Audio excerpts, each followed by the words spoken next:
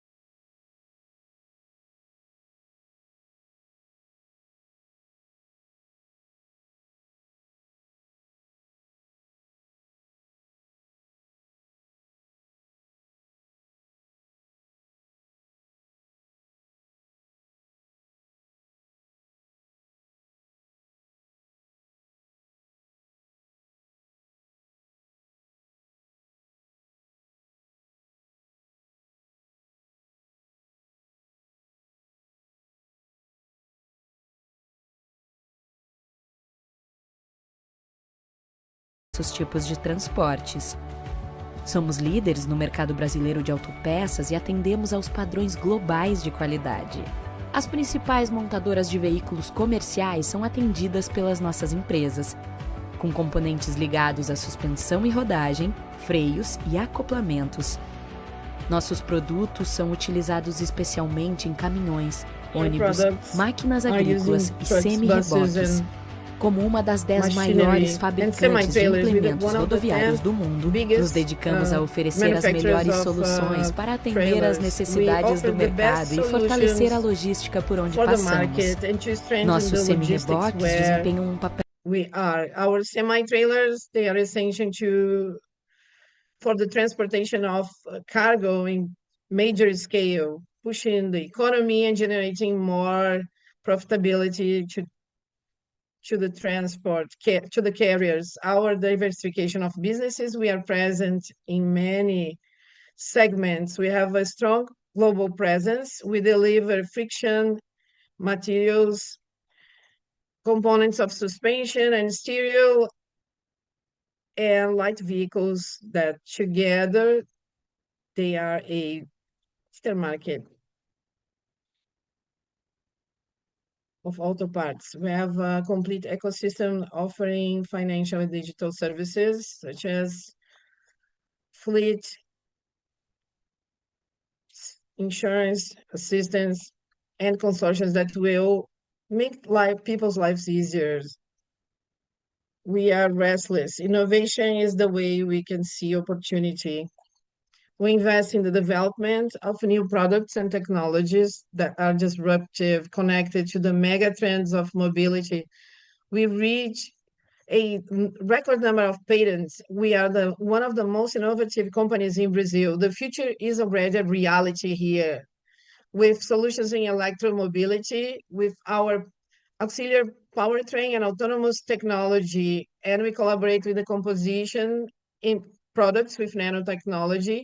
Our role in society is to adopt sustainable practices that guide us in a construction of a better future for people, for planet, and for businesses. We are focused on the decarbonization through the launch of products that will help fight climate change.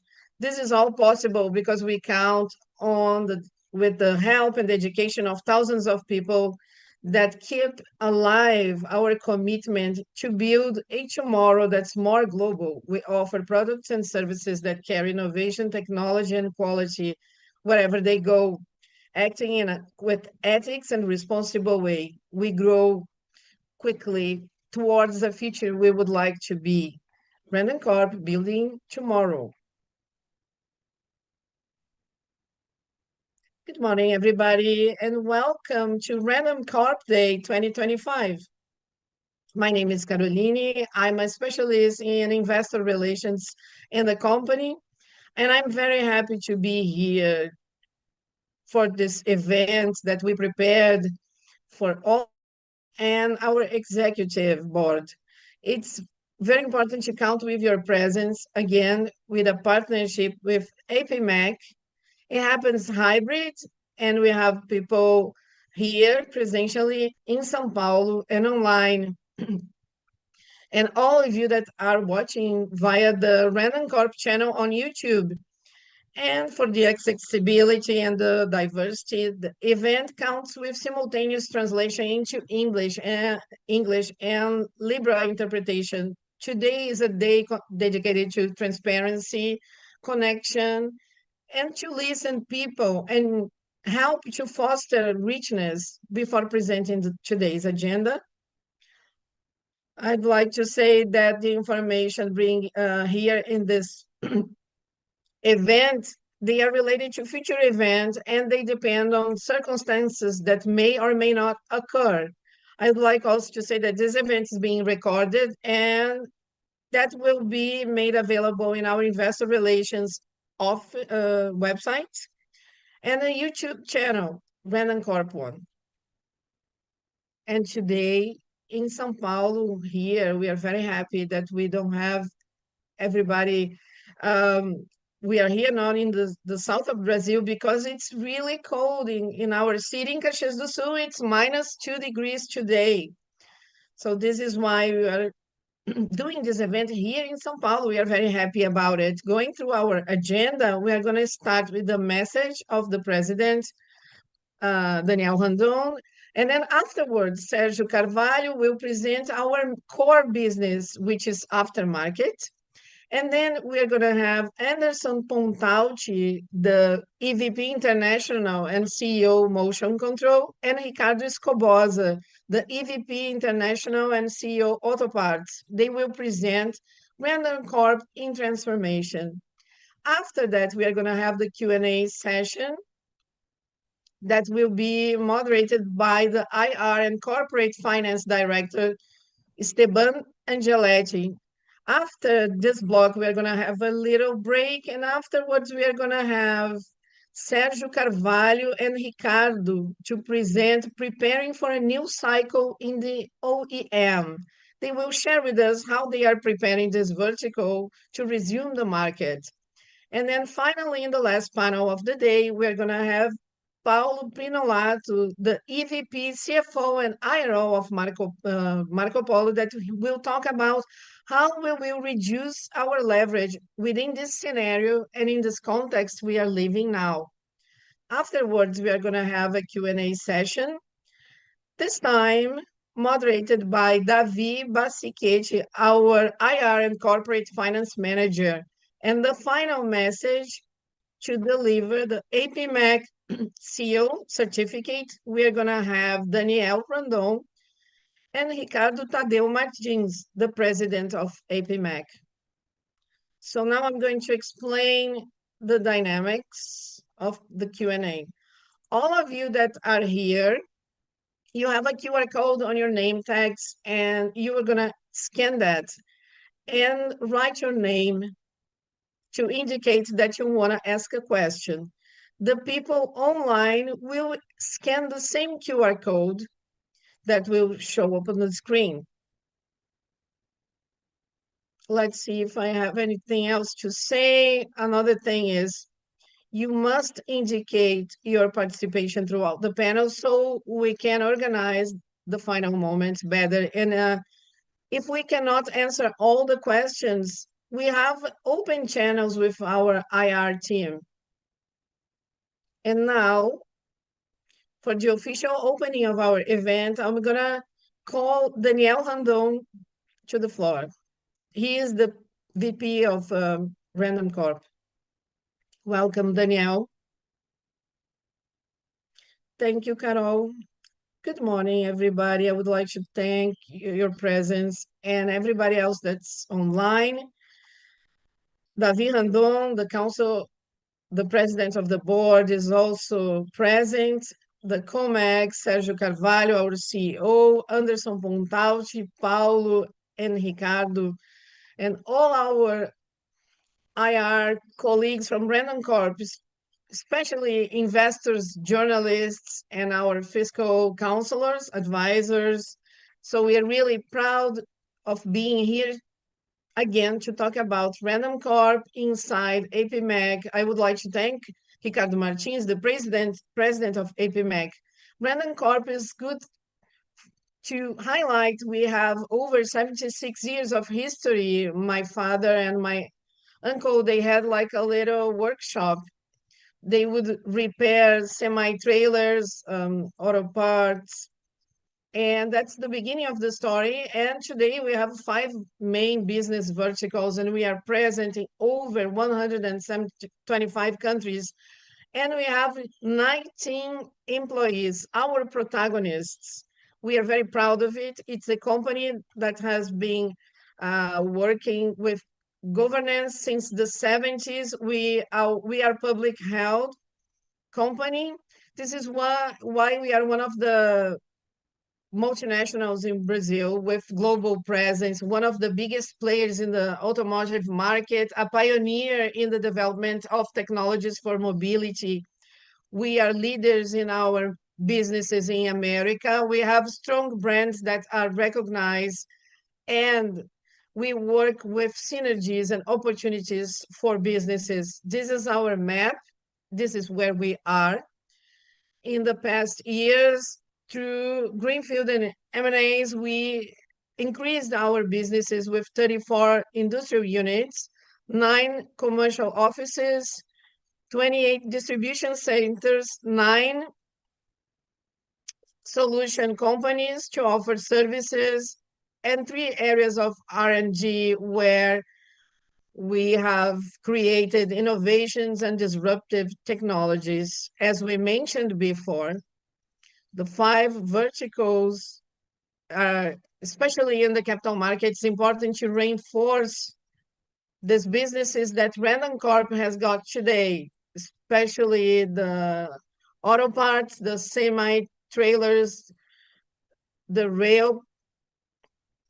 That's 30% of our revenue when we talk about used suspensions market, our auto parts, Caster Tech, and the movement control of Fras-le Mobility. This is our main business. Almost 70% of our revenue.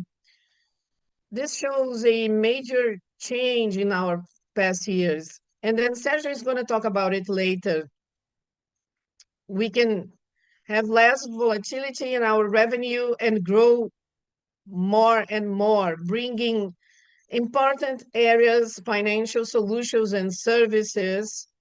Well, we had a joint venture with Gerdau in the location of equipment, and recently an investment in ADB, which is a company for financial solutions and technologies for softwares.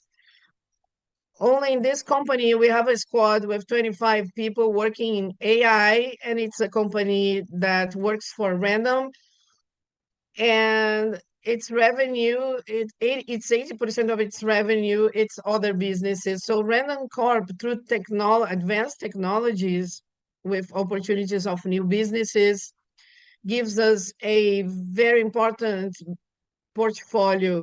We act on agribusiness, mobility, aftermarket, spare parts, retail, technology. So Randoncorp, in the last decade, I can see it increased its business portfolio, always looking at the business view, which is focused on mobility solutions and connect people and generate prosperity and richness. All of that is interconnected in transportation solutions. And I would like to talk about, we had a small workshop with entrepreneurs in the 70s where we started with the first technologies. We tried to bring from abroad. In the 80s, we had the first joint ventures such as Master. We have 40 years of joint ventures, and we renewed the contract for over another 40 years. Yost is a leader in the fifth wheel segment in the world, and we have 30 years of joint venture with them. So it's important to highlight the capacity of Randoncorp in governance and also to work with partners and players, and that has been helping in the past decades our company to grow. And we have a diversification of products, partnerships, and professionalism. And I also would like to highlight, since the 70s, we started exporting with these joint ventures and partnerships. We increased that, reinforcing our last cycle, showing our increased growth, advanced technology, disruptive technologies, and our internationalizations and consolidation abroad as a global company. So here are our growth drivers and internationalization. Aftermarket, it's growing more and more. Sergio is going to talk a little bit more in detail about it. Innovation and services. When we talk about the ESG vision, we can not only talk about governance, social, and environment if we don't invest in disruptive technologies for our ambitions, and also to increase our production capacity through the expansion of our portfolio, and also to be present in strategic geographies for the growth of Randoncorp.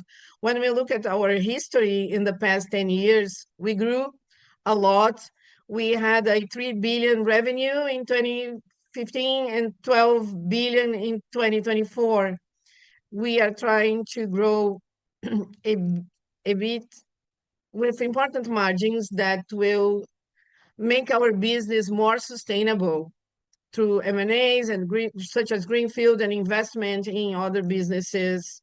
And our major challenge is to always work together with our stakeholders for a more profitable business, paying more dividends, and having a solid leverage, especially in a market that is so volatile and in related to exchange rates and interest rates. When we talk about revenue distribution and business transformation, as I mentioned in the beginning, in 2015, the auto parts was almost 50%, and in 2024, almost 32%, and in the first quarter of 25, less than 30%. That highlights our growth, how auto parts are so important for the diversification of our business, a solid business. When we talk about ESG, I would like to highlight ESG is not new to Random.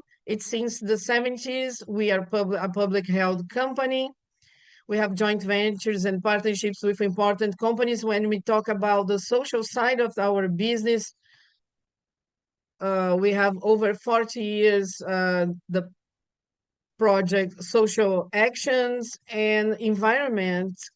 In the example of Frasley, in since the 90s, 1995 more specifically, with a 14,000 ISO certification. Randoncorp has been working ESG not only inside our on purpose, but also our leaderships. They bring disruptive technologies in a innovative thinking. So we would like to reduce our greenhouse gases in 40% up to 2030. And we have done a lot of work, the biomass boiler, and we are doing footprints in our business chains to reinforce the opportunities to improve our businesses. And we have clients in the end, global clients that want net zero carbon and up to 2040, and they want to work with suppliers such as Randoncorp that can actually give that to them. And that's our example. We have been doing that in the EC's axle. It's been reducing fuel consumption in 25%. And this is an example of products where clients that have that, in the end, they are global clients that want decarbonization. We are working on we have to wait for the approval of a law that is going to be really important. But Brazil, related to environment, has got an opportunity to grow on that side. And in 2025, this year, we're going to reach our goals to zero industrial landfill waste, reuse 100% of treated wastewater by 2025, double the number of women in leadership positions, and also zero serious accidents in our operations. This shows the investments the company has done for our public commitments. When we look at our business environment, we have a more volatile world. We can see that scenario, but if we observe the Brazilian scenario, the agribusiness is showing semi-trailers and heavy trucks when compared to 2024 is a little bit smaller, defining the net revenues. It's a challenge with interest rates at 15%, and that poses more pressure on cash generation for all the companies in Brazil. It has been present in the macroeconomic scenario. Consume and services, the government has been incentivizing consume. Aftermarket also has increasing. And talking about Class 6 and 7 trucks, it's a constant. And it's important to highlight that in the USA is going through a volatile moment with fees, and we have many challenges when we observe that, but also opportunities. As Randoncorp, we have observed that closely the demands of clients in the US and opportunities for Brazil. We have challenges and opportunities at this volatile moment of the macroeconomic environment. It's important to the diversification and internationalization. We just disclose a relevant fact where Fras-le Mobility has an increase in capital, primary and secondary at this moment, and that reinforces the leverage and the opportunity of Fras-le to improve its net revenue in the capital markets.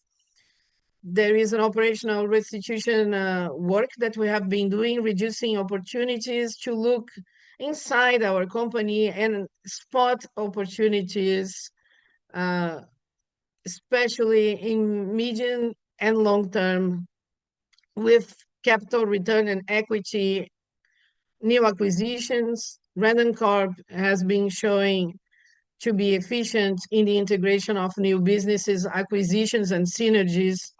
This reinforces our position, our brand, our development.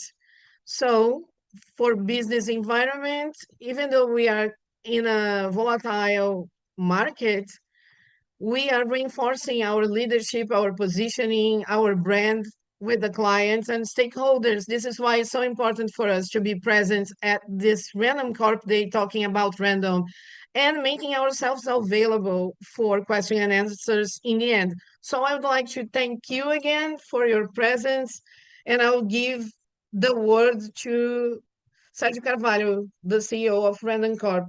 Thank you and good morning.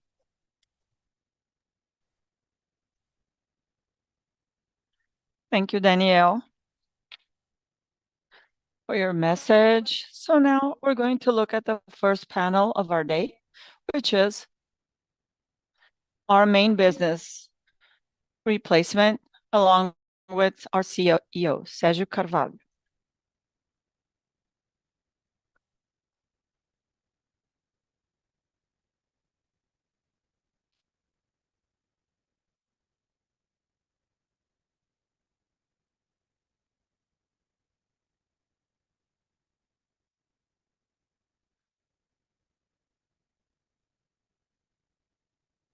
Good morning, everybody. Once again, thank you for being here. It's always a pleasure to be able to share a little bit of Randoncorp that I've been doing with you in the past years.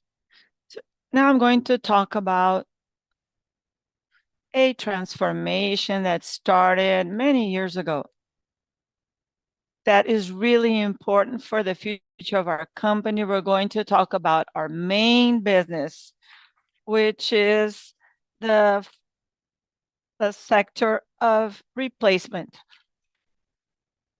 There are sectors that are common ones and some that we want to focus more in our cycle, this current cycle. And the replacement of goods is one of them. At APIMEC, we talked to you about this and we asked which was the sector that we have that represented a very important aspect. So replacement. So in the first term of this year, 46% of our net revenue of Randoncorp came from this segment. And globally speaking, not only the replacement of our products in Brazil, but globally speaking. As you can see, 37% comes from the motion control, and 9%, which is growing, comes from our auto parts and assembly also. Here's the idea of the progression. The round bar represents the absolute value of growth in this cycle from 2018 till this year, the first term. We can see all the figures of the growth. And in one term only, we grew 1.5 million in replacement. On the curve at the top, you can see the growth in percentages, concluding at 45.7%. We saw some peaks in the markets that made the percentage drop, but the trend is really important. And this sector is really important to us. Here's our second cycle for our strategic planning. I would like to mention that we have already shared some of this in previous events, all of our plan with all of these items that we have here, but I'd like to highlight that we began this path to create a replacement powerhouse in 2017 back then. And at this point, we are experiencing this new phase, which is the expansion of our replacement powerhouse. So we're doing it on purpose. We're following a plan that we developed, which is really important for our group. We're talking about aftermath. So in the beginning, our goal, for example, we talked about electrification in the past and autonomous vehicles, a lot of changes in technology. And we were thinking of how we could grow in a more consistent way. What is our safe space? And at that time, we thought about aftermath as being our safe spot. On Monday, let's imagine that all the trucks had new technology. Aftermath would be focusing on the fleet of vehicles. So aftermath represented a safe spot. It's much more than that. At the time, we thought about investing something that would be a safe spot for us. That's why we did all of this work. And why aftermath? I mentioned it because it's a safe spot. It's a resilient aspect of the market. The markets are huge. We're talking about billions, hundreds of billions of dollars are in this market. They are very big markets, highly profitable. They generate a lot of cash. This is really important. It gives us an opportunity of being lighter in terms of assets to participate in aftermath. You don't need to manufacture all your goods in the company. If you have the brand, as we're going to be talking about, you can do a differentiated kind of work. There's a lot of synergy with everything that we do, and it requires less investment for you to grow. Organic capex investment when you compare to an industrial unit. This is something we need to focus on. There are several advantages that helped us begin on this path. So talking about footprint and infrastructure, 28 centers of distributions, that's what we have. 11 different countries we are at.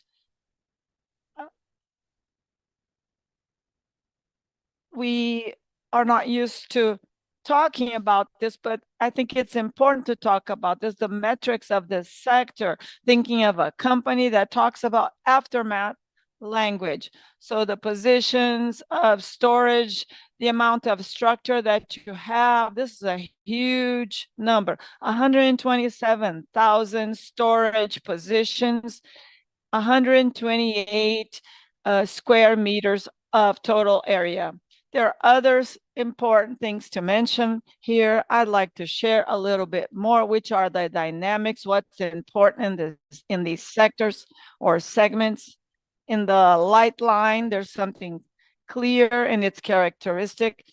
It's predominantly, it's not a rule of thumb, but most of the time, the aftermath of a singular final user, a person, not a fleet. There are fleets, of course, but it's not a rule of thumb. It's an exception. And this person doesn't know what brand to use. He thinks about maintenance, the brand. They go to a mechanics to ask about the best brands in the market. So if I ask you questions about your car, you won't know much about it. And the mechanics has a very important role in this process. He's the one that opens the box at the end of the whole chain. So all of the marketing and advertisement is connected to brands. It's what comes to your mind, and what comes to the mind of the mechanics that's important. So people have to have your brand in their mind. So the brand represents everything. Brand in the aftermath for light line means a lot. Uh, in the past, you would have a car and you leave it at the mechanics for maintenance and come back 3 days later. Nowadays, people want it on the same day. So the availability is mandatory. I think Anderson's going to talk about that pizza analogy where the delivery is important because you want to eat something right away. So the same thing is happening with automobiles. You need to have the brand and availability. These are important points to be successful in this sector. And we also have the push-pull. I know all of you have presented and asked about this topic in previous meetings. What we do, we work with the brand a lot, focused on it, creating value for the mechanics. We have to be in their minds the whole time, and we work with all of the major distributors with sales campaigns, supplying, understanding their needs where there is a synergy. That's the push pull. This is really relevant for this sector. The heavy line, it's a different story. Normally here, the fleetists are multi-vehicles. It's not the same as what I mentioned. There are exceptions. There are singular final users too, but the rule of thumb in general are fleets that have many vehicles, and the people that specify the product to use is the owner of the company, the maintenance manager, the operations manager in general. And the decision of which product to use depends on the cost per kilometer run. The brand is also very important here. Maybe not as important here in the light line, but maintenance here usually is scheduled more not by chance, and durability is mandatory. Just to share with you the importance of the dynamics of this, and I'm going to explain more why I'm mentioning all of this. And within Randoncorp, we have the participation in the light line, in the powertrain segment, suspension, brakes, steering wheel. Now we are focusing a little bit more in the powertrain for the engines area, which is important. In the heavy line, we act on suspensions and brakes, coupling, electrical parts, ABS, EBS, and the wheels and tires. The motion, the vertical motion control is more predominant in the light line, on suspension and brakes and other products. In our vertical auto parts focuses mainly in the heavy line, and we have an overlap of that the company participates in. And just to clear up some questions from previous events, what is the space of this company or this other group? This is how we see it. There is an overlap. It's going to continue to happen. But the priority space of each one of these companies are outlined here. We talked about the brand, the importance of the brand. Look at this here. Our auto parts assembly, the names Random, Master, EBS, and all of the Master Techs, they are all extremely important. All of these other names here, Free Tech and so on, these names are very experienced. The mechanics around all know of these brands. The brand is really important. Why do we consolidate it all and call it Randoncorp? Because the brand is important. Why don't we do that? Because the brand is important. People will remember the names. They'll remember aspects of these companies. You can consolidate a brand.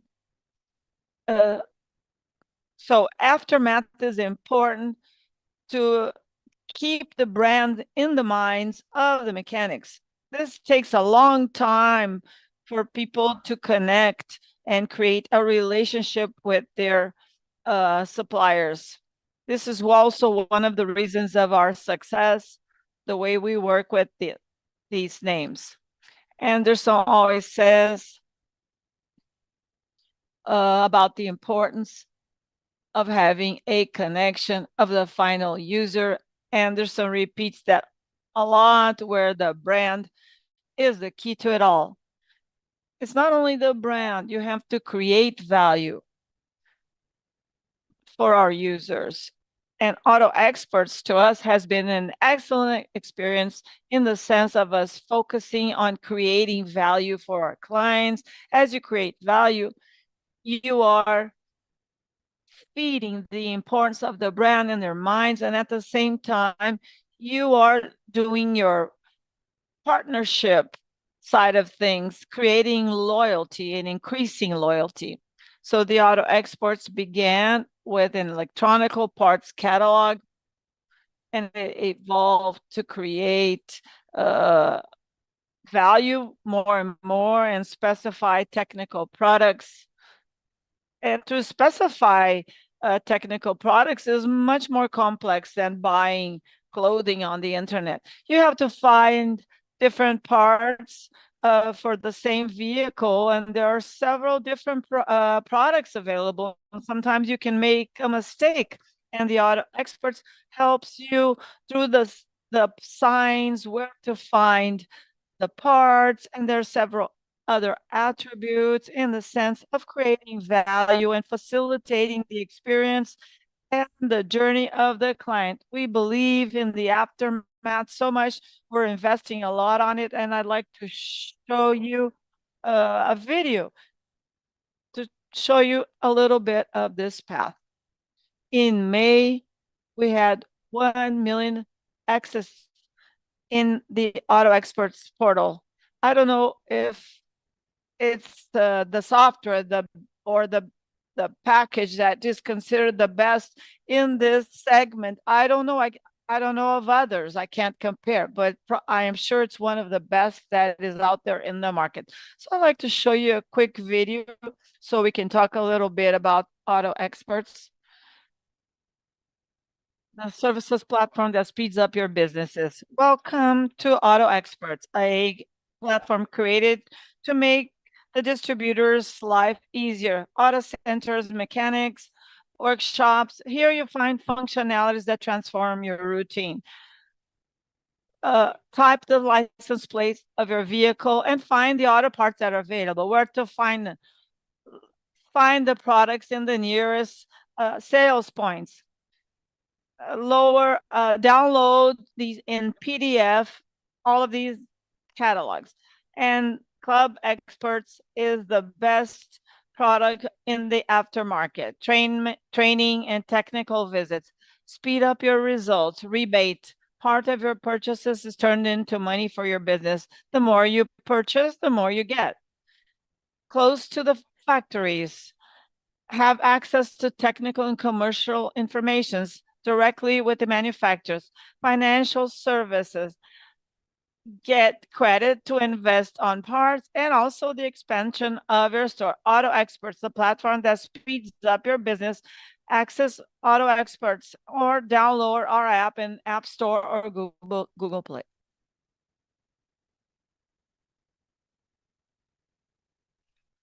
Excellent. And what are the differentials of Randoncorp and Aftermath? First of all, the culture of the Aftermath segment, focusing and with a lot of attention. What do I mean about culture? Let me tell you a little bit, a short story about this. The Frazee has always been an Aftermath company since its beginning. Why? Because for each product that sells to manufacturers, it sells aftermath products as well. It's always been an aftermath company. I don't know the percentage 50 years ago, but it was always this kind of company. But Frasley did not have the culture of aftermath. It had the OI culture. What do I mean? All of the metrics to analyze its performance, focused on OI, all of the discussions, everything they did, thought about the OI business, where its major business was aftermath with better margins, but it didn't have that click, culturally speaking. And this click happened, and I think Anderson will remember this, where we started to change, and we started saying, no, we are an aftermath company. That's when we transformed ourselves into an aftermath company. After that click, that's when we started this journey that all of you know of. So we have that click taking place. Because before, everything we were doing was connected to OI. Nowadays, many companies only think about OI. Most of the competition that work in both segments, but they don't follow this aftermath culture. The trucks or vehicle market is good, so they think that aftermath is not as important when businesses are good. We did that in some of our units, in some of our companies. And now they are migrating more towards the aftermath. So I think Ricardo is going to be talking about that aftermarket. I'm sorry. So the culture is important. When the market is not good, you are working with aftermarket. One of our major advantages is that our competition in the market of the trucks is not so good. So this going back and forth, changing the focus, sometimes is not seen as something positive. Thank you. We have brands, our own brands. The brand is really important, as I mentioned. As you have a brand consideration, if you add more products, they trust so much on the brand. In our case, as Frazi, when we work with brakes, and you start putting a different product on the market, they'll trust. The infrastructure is important, capillarity, footprint, sales point, the experience of the user, not only for you to keep your brand out there, but as you create value, as I mentioned about our app, when you create value for your clients, the trend is them being loyal to you, to your business, and you can grow along with them. If they are being successful, they will recognize your work. The scale, the size of the company, the volume are essential, and the portfolio of products that we provide. Randoncorp has a different portfolio. It's not just one, two, or three. There is a portfolio of differentials, which is huge in the aftermarket. 83.2 thousand SKUs, different parts. 83.2 thousand. That's a huge figure. 3.8 thousand distribution points that we have as a company.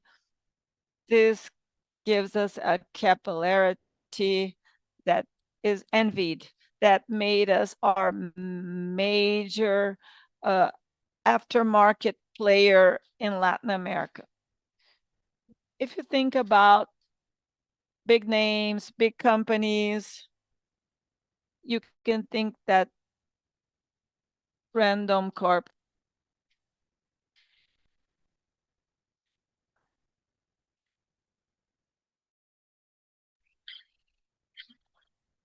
We are sure that we are the major player in Latin America. We act in the Brazilian market, in Europe, in Latam, in United Kingdom. But just to show you a little bit of the size of our business, we have a fleet of 42 2 million vehicles. South America, 17, Mexico, 32, Argentina, 12 million, United Kingdom, 44, Europe, 345, United States, 231. We want to continue. The market is gigantic, and we would like to continue growing, focusing more in the North American market. You have seen that we have talked about it, but also in the European market, we continue our journey. We have a major potential for growth.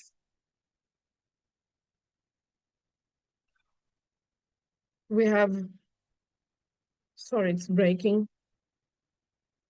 In general, we have grown in every single line of product.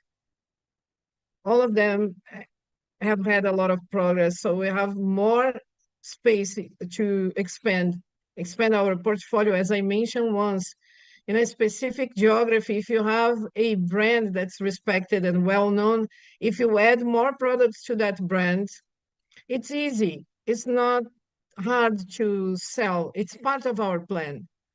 It's like Emerson says, you buy the fast pass. He uses an expression like that. You cut the line and you enter the playground in a much faster way. We have iconic brands. When we work, when we create those brands, we have fast access to the market, and we would like to expand. And it's much easier to expand our portfolio and acting other geographies with that ABS, Araconsa, and other companies. And we are going to have more movements and markets in the future. So I will leave you an invitation here to think about Randoncorp in a different way from now on. We give our results in 5 verticals, but behind it, we have aftermarket, we have the internationalization of the company in a very strong way, and Anderson is going to talk about it, and Ricardo also. And I would like to invite you to look at our company as it is in this journey of the company. We are sure that in the future, it's going to be even more robust because of its planning and design. Thank you, people, so much.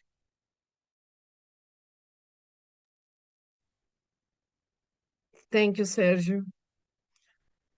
Sergio has introduced to us that Anderson and Ricardo are going to give a bit of context of what he brought about the aftermarket, its importance, the numbers. You saw that they are real, the 46% of revenue, but when we talk about EBIT, is even bigger than that number. And for our second panel, which is Randoncorp in transformation, this panel is going to be divided between Anderson and Ricardo. And to start, I will call Anderson Pontauchi. And please start participating of our Q&A through the QR code. Good morning, everybody. It's very nice to see our friends here, who is here and who is online. We have the 3rd generation of the family also here. But I have a little complaint. To speak after Daniel and Sergio is not easy, but I'm going to use a little bit of their speech and to continue with mine. I'm going to talk about international advance. Sergio exploited really well the strengthening of the aftermarket, which helps us to generate cash with resilience, allowing us to make investments and strategic movements in other geographies. And maybe in the future, we can replicate this model of a powerhouse in other places. And it has already started to happen. Just to give you a bit of context, I'm bringing a graph that represents the relevance of the international market inside Randoncorp.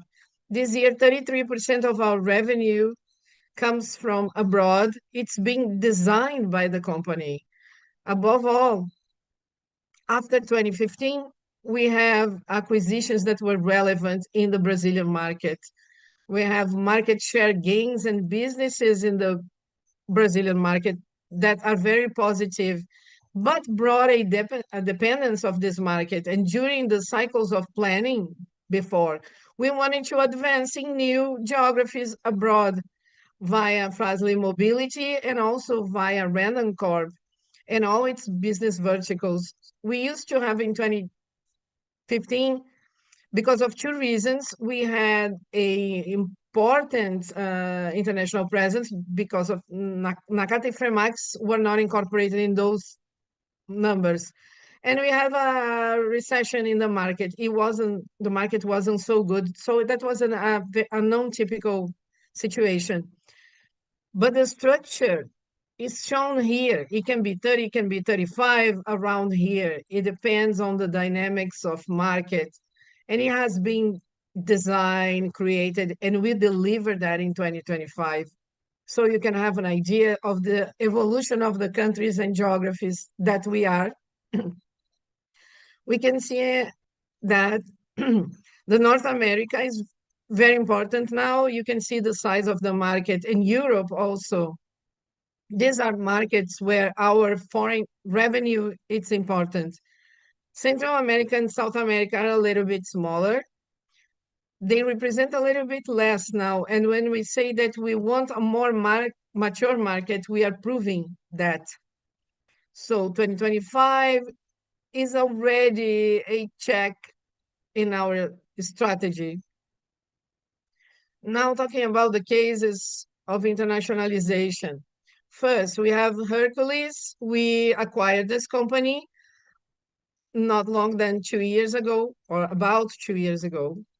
It's a company that has got many decades. It's focused in a segment of container chassis in the United States. All the sales is associated. These are not US sales. These are North America sales. We have sales to Canada also, and the full semi-trailer sales. Here is not a segment of container chassis of 380,000 semi-trailer in a normal market position, which is not today. The market is suppressed, is repressed because of uncertainties of that geography. When we acquired this company, our objective was to access the semi-trailer market in North America with a small operation and to open a possibility to start shipping our aftermarket solutions. And also it had to do with our long-term plan and stability of revenue with a strong currency. These are the main captured synergies. We have raw materials being consolidated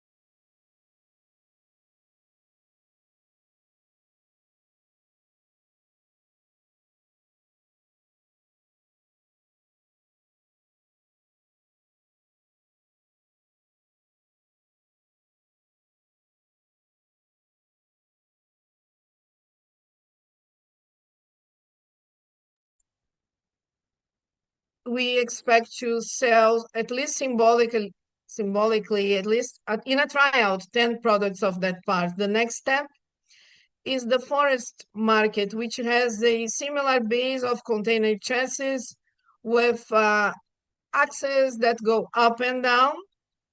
And we would like to invest in niche markets with high tickets in this log trailer market. With low investment, we can navigate other niches and reduce the dependence on cycles of segments, specific segments in some specific geography. That's what we have been working on. When I go to flatbeds, I go to XAN.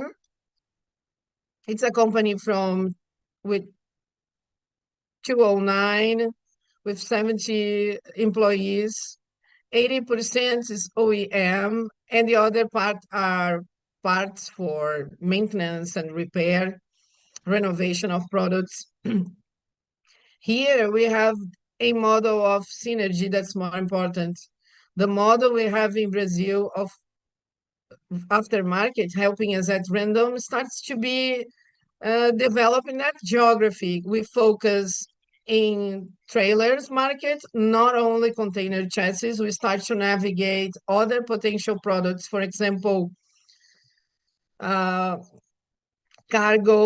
and the volumes that are the biggest volumes of that geography. We have sold products for this manufacturer, and it's linked to the local content strategy, because Randoncorp understood that AXN, it depends highly on components and suppliers from Asia.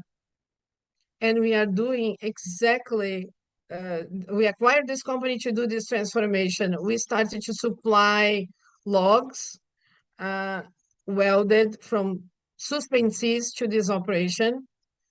That happened, and we are working in and planning a manufacturing line or finalization of these logs locally, where we are gonna get the log from suspensees in Caxias do Sul, which is a pipe that's welded. We are going to weld components, brake components, the brake adjustments, the brake cameras.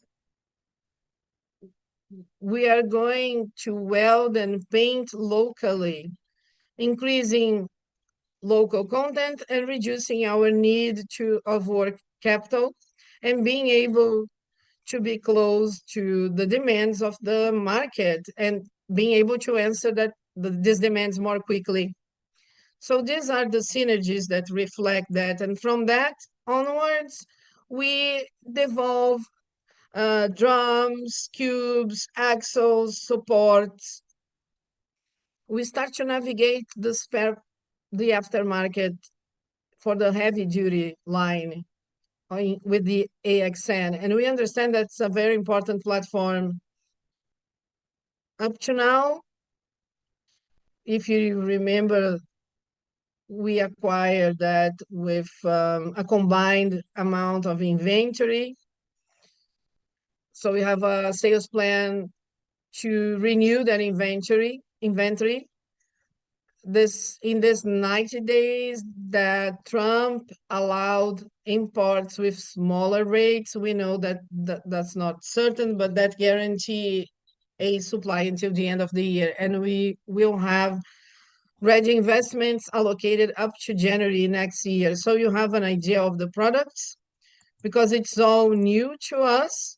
They are similar products, but they are specific for the North American market, with the sizes and specifications for that market. You can see axles, air suspensions, mechanical suspensions, and boogie and slider. They are very characteristic of the American market. They are part of the portfolio. All the components All components associated to the repair of these products are also part, and they are represent 20% of this market. Talking a little bit about Dacomsa, is the major acquisition of Randoncorp since the 14th of January. It's not an easy company. It has the age of Random. 1949, it was its foundation of Moreza. Pistons, they're very solid companies. And I would like to remind you of what Sergio said. Brand is everything. These brands have been built since 1949. This is why brands have intrinsic intangible value in the aftermarket. 4 CGs, 3 factories, headquarters in Mexico.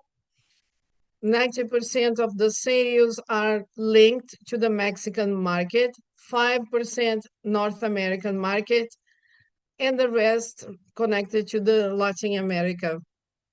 More concentrated in Peru and Central America. 90% is light line and 89% is heavy line passenger vehicles. We arrived in Mexico as a leader. We got there already leading the market, and that's really important for us to grow in that geography. I'm going to show you a little bit of the products. We have pistons, that's really big there. We are learning about engines. They have been a surprise. These are the items that mechanics buy the most. Nobody wants to have to reopen an vehicle engine when you have like a maintenance failure, because the part represents only 30% of the repair cost. The rest of the cost is labor. This is why the brand brings reputation, quality, services offered, reliability. This is why we like it so much. And as a consequence, our margins are very attractive. What are the opportunities in Mexico? Powerhouse, I mentioned before, the fleet is really big, similar to the one in Brazil, but older, 16 years average of the fleet, and a great opportunity here, the friendly shoring and the near shoring. From Mexico, we can start navigating isolated markets. The main synergies have been captured. We mentioned 30 million in a horizon of 5 years today through the launching of product lines, efficiency, outsourcing. These are all the roads we are working on, and we can say for sure that the 300 million will be surpassed, and they will happen before the 5 years planned, because the sourcing opportunities are more evident. They are bigger than what we expected. They take time to be captured. They will reflect in our results from 2026 onwards. So we are really happy with this acquisition. We know the success of Fremax and Nakata, and now we are sure that we are going to show the success of Dacomsa. And I would like to wrap up looking at other geography. This company we acquired in 2023, Juratec, I'm going to show a little bit of the profile of the company, saying that it's an asset. It was a brand and a channel that was ready. And I want to show what we have already delivered with the synergies. We have started to sell the commercial line of Frazli. Juratec has expanded its line to other territories. through a team that has done all the supply team. And with the console, we are going to have an opportunity to improve performance. We said we are going to deliver 5 million pounds of synergies, and in 5 years, we have implemented 9, and we are not in the fifth year yet. The EBITDA evolution was 15.3. If we forget the results of the company, it's 37.5. We paid basically in 2.4 years, we paid for the whole acquisition. So this is what we have been doing related to acquisitions, and I will stop my presentation. Ricardo is going to talk ABS now. So thank you so much, and we will be back for the Q&A.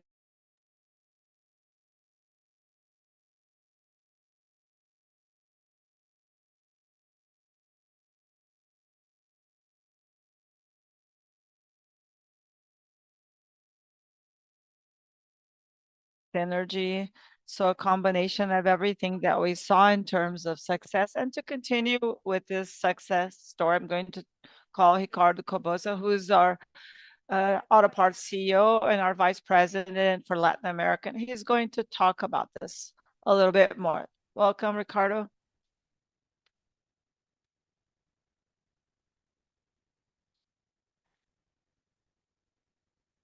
Good morning, everybody. For the people that are here in person and people online. So continuing, I'm going to bring some updates about the main projects of auto parts vertical that we have recently developed last year. The first one is the acquisition of EBS, European Braking System, a company from UK founded in 2000, approximately 130 employees, 6 distribution centers. Since though we have mentioned that it's from UK, there are operations in Ireland, Romania, Holland, Scotland, the US, and China. It has several distribution centers globally. It serves more than 100 countries, but 42% of its sales is in UK. However, it communicates 100% with everything that we've mentioned here by my colleagues.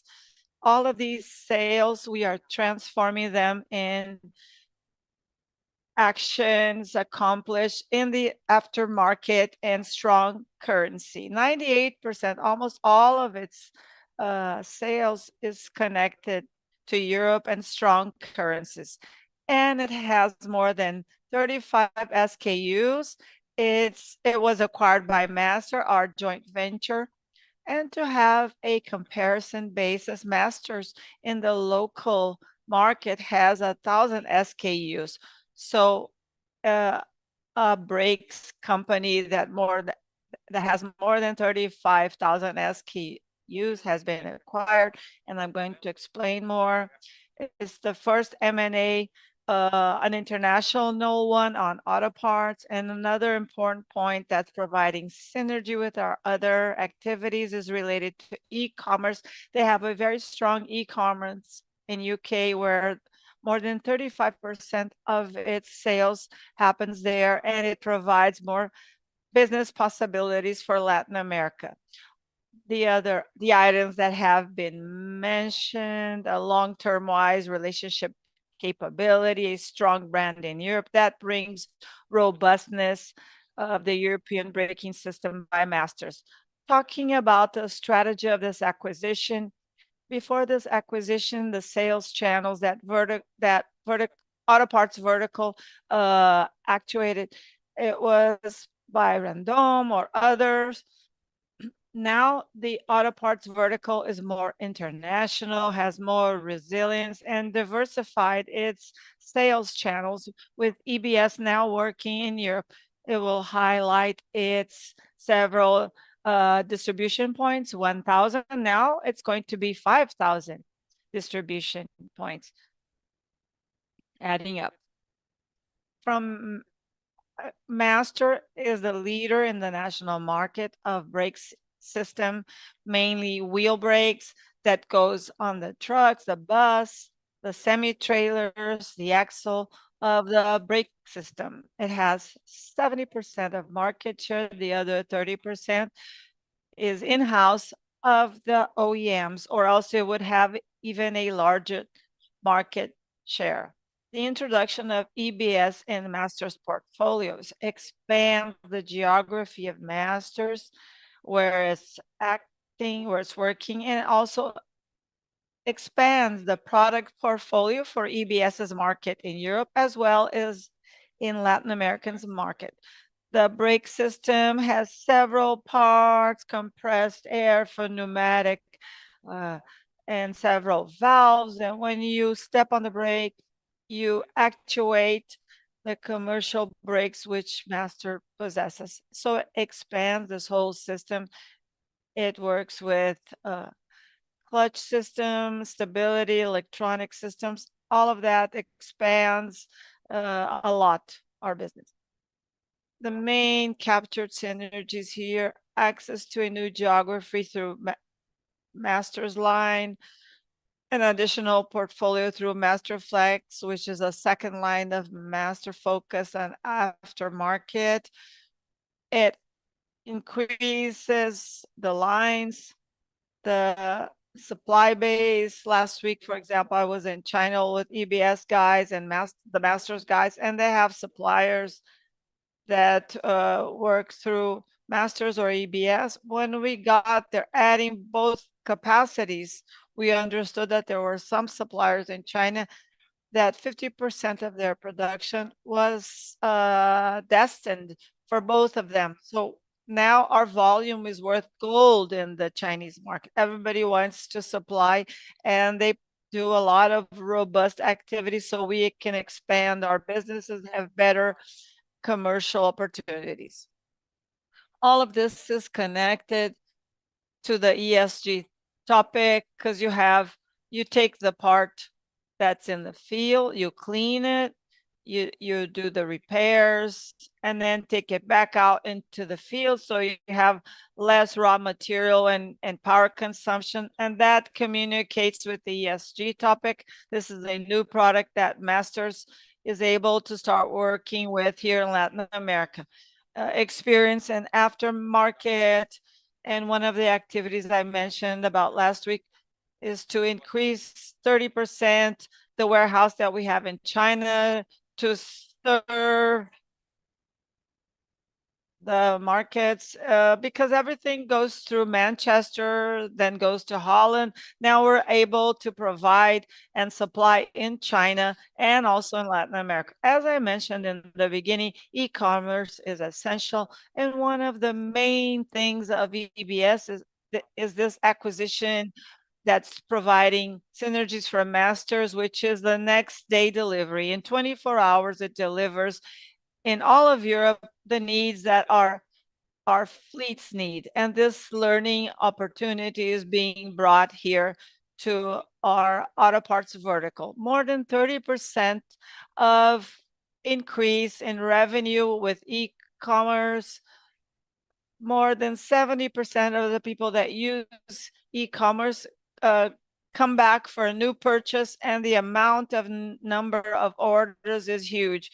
More than 23.5 thousand orders per day through the e-commerce. Let's talk about the Mogi Guaci site, which is strategical for auto parts vertical.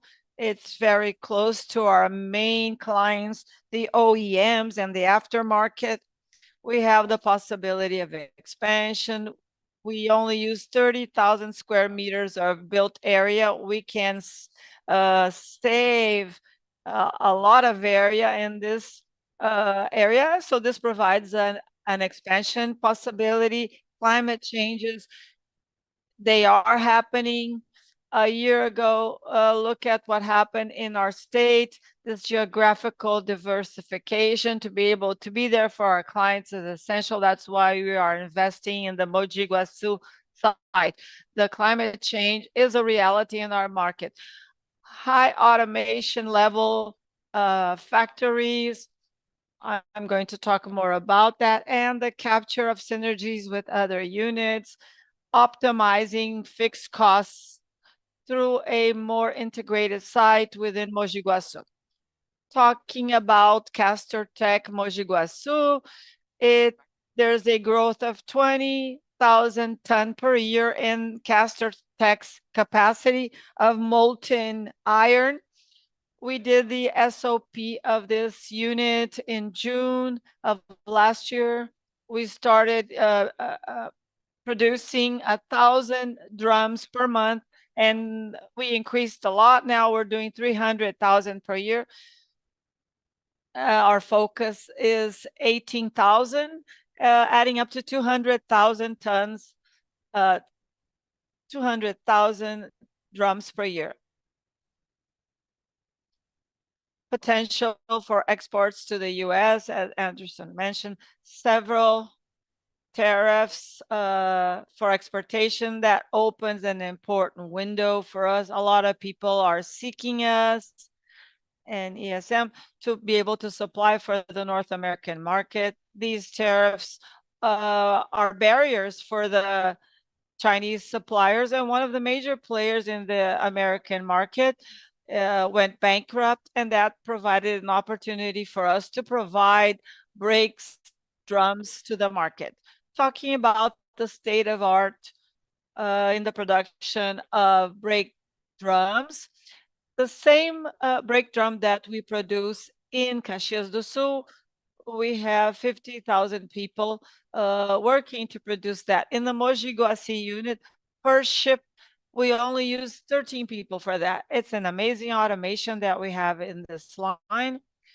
And the ramp up and this launching has been happening in a better way than we even expected. And no doubt it's a major opportunity of using NIONE, one of our advanced technology companies with niobium.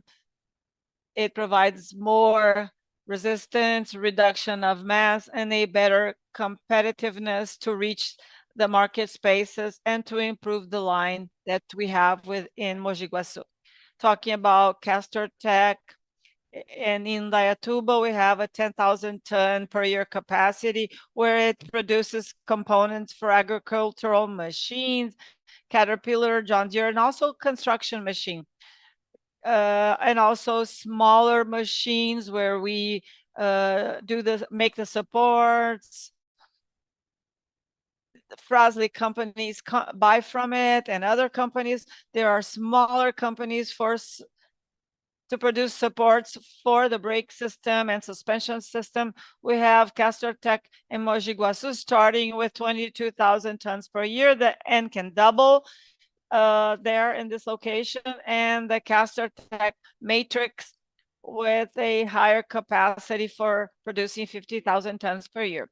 The combination of all of these provide 105,000 tons per year of capacity for Randoncorp, and the components part is that we still buy molten iron from the market, and Castor Mogi Guaçu coming in provides synergy and helps us reduce international purchase or external purchase, and that provides a lot of opportunities. Talking about suspensions, Mogi Guaçu is a new plant. It's ramping up. We launched it in the first term of this year. It's the largest order that has been acquired by Randoncorp.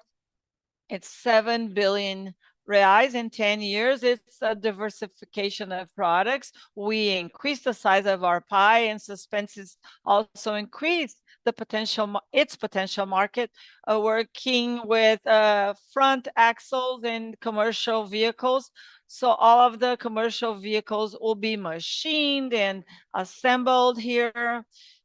The production line, state of the art, are the lines that were of Mercedes-Benz. There are two older lines there, and we're doing a ramp up coordinated with Mercedes-Benz, so there's nothing missing. And we do the transfer of some lines, we buffer them, and then we work with the other more automated lines where you have all the AGV systems with the little robots bringing the parts. You feed the lines and connect to the needs of of the demands, and all of the torques, angles, transistors are all done through electronical systems that ensure stability. With Between the automation and production capacity and the ERP or SAP system, we have our Easy Mass, which is a system developed in Randoncorp in our Advanced Technology Center. It's a system that connects the production orders and the automation in the line. It's ongoing in the Suspenses Mogi Guaçu mill, unit. It provides all of the visual information, reducing rework and rejects, and provides the warranty of our products and our system, and that is extending to our other units. So just to bring some information and there, here we'll have the new two lines. We are 50% above what we had expected with Mercedes-Benz from Brazil. We had foreseen for June around 70 front axles. We delivered 130 per day, and now we're going to move up to 180 in July. And next year, we're going to move to our total capacity of 280 axles per day in our Mogi Guaçu Suspenses unit. So we are delivering more than we had planned initially. All of these lines will be transferred until October, and a higher potential of revenue within the auto parts vertical. Besides this, this unit enables us to assemble semi-trailer trailers. What's the intention here? We reduce the cargoes that left Caxias do Sul to meet the needs of Araraquara, reducing the cost. We're closer to the markets, the main ones there, the Central West and East markets, and now the Northeast. And in the second term, we're going to start producing axles for semi-trailers for the needs of Araraquara. And talking about the Mogi Guaçu site, we are about to conclude until the end of this year the delivery of a new auto parts CD where master is going to be located with all of the expansion of products portfolio with EBS and suspenses. We're going to be closer to our main markets. We're going to have a lower cost of bringing imported parts through the Santos ports and to be distributed here. And the synergy capture will be essential for us to expand our business and the penetration of aftermarket. There are more than 1,800 positions that we're going to be providing in this location that will be ready until December of this year. I'd like to conclude and mention that the trucks, buses, and semi-trailers markets, when we compare the first 5 months of 2024 and this year's first 5 months, there was a drop in 5% in its production. And the auto parts vertical, through these new businesses, EBS, Suspenses, and Castertech, we grow 10%, way above the market, thanks to all of these businesses that we have conquered and that are providing a major opportunity in 2025. Thank you very much. Thank you, Ricardo. So now we're going to set up our stage for a moment that I think is one of the most important ones, which is our first session of Q&A. If you haven't participated yet, there's still time. Scan your QR code behind your badge, and if you are online, the QR code is on the screen. So to moderate the first session of Q&A for today, I invite up on stage our director, Esteban Angeletti.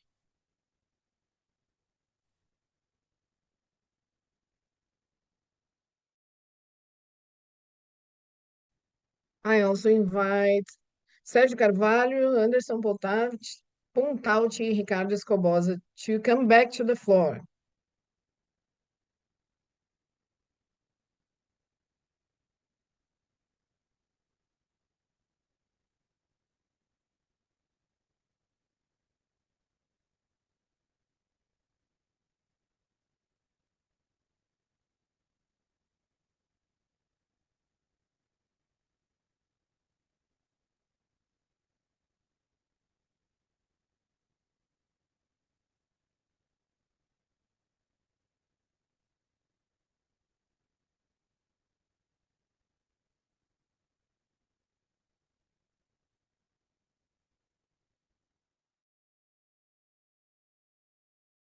Orca.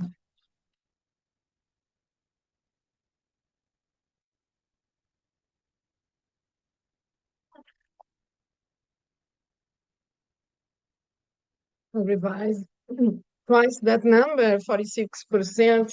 I was, we are not used to talk about it in the house, and I'm happy we can bring that to the market. Geographies, internationalization, organic growth, and non-organic growth. It's a lot of topics we can approach. I'm sure there are many questions for us, and we'd like with the first question from Lucas Marchiori from BTG. Lucas, as you have the microphone, you can ask your question, please.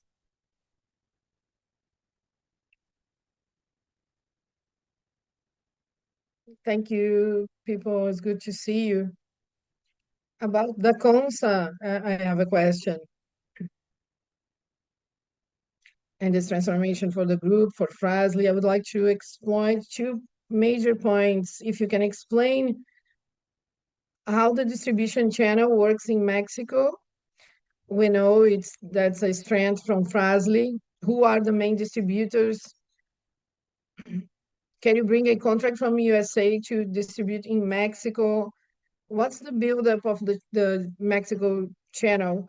And secondly, it would be interesting for you to comment about the synergies potential, if it's more than expected, or a roadmap of what's fast, what are the verticals that are showing results before than expected. Of course, if you can let us know about that a little bit. Thank you. Pontalti is certainly going to answer about this question. When we started to study the CONSA, we recognized two major forces, the distribution channel and the brand. Pontalti talked about it before, and we mapped the synergies that come from three main pillars. All the cross-selling we can leverage on this distribution channel, all the sourcing part, Pontalti mentioned also, but he will bring more details, and the back office also, which is the third layer of synergies. We try not to interfere a lot in this layer in the beginning, but then afterwards we do that to diminish fixed costs, especially. But talking about the synergies of sourcing is where we are collecting better benefits. Can you talk about it? Thank you, Steven. Lucas. First question is about the distribution model. The distribution model is similar to the one in Brazil. It's not completely the same, identical. It has more experts in the market. My majoristas, it's a very specific channel. It's a channel that buys, depending on the volume, it buys directly from the CONSA, and the channel is similar, but our model is different in Brazil. We have factory operations, Victor Moriz and Fritec, and we have the Carta model with other brands, especially in transmission. And from that onwards, we feed our distribution center, which is the CONSA. This distribution center in the middle of the country in Mexico supplies the whole of Mexico. From that, we send products to the mayoristas, the specialists in engine repair, manufacturing companies, machining companies with big volumes. And also we sell to other distributors. A classical example, Riley, AutoZone, Heinz, they are the Consa clients.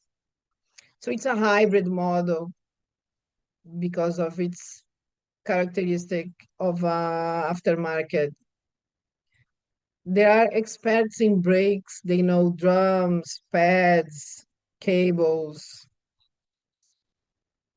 So it is a little bit similar to the North American Californian market.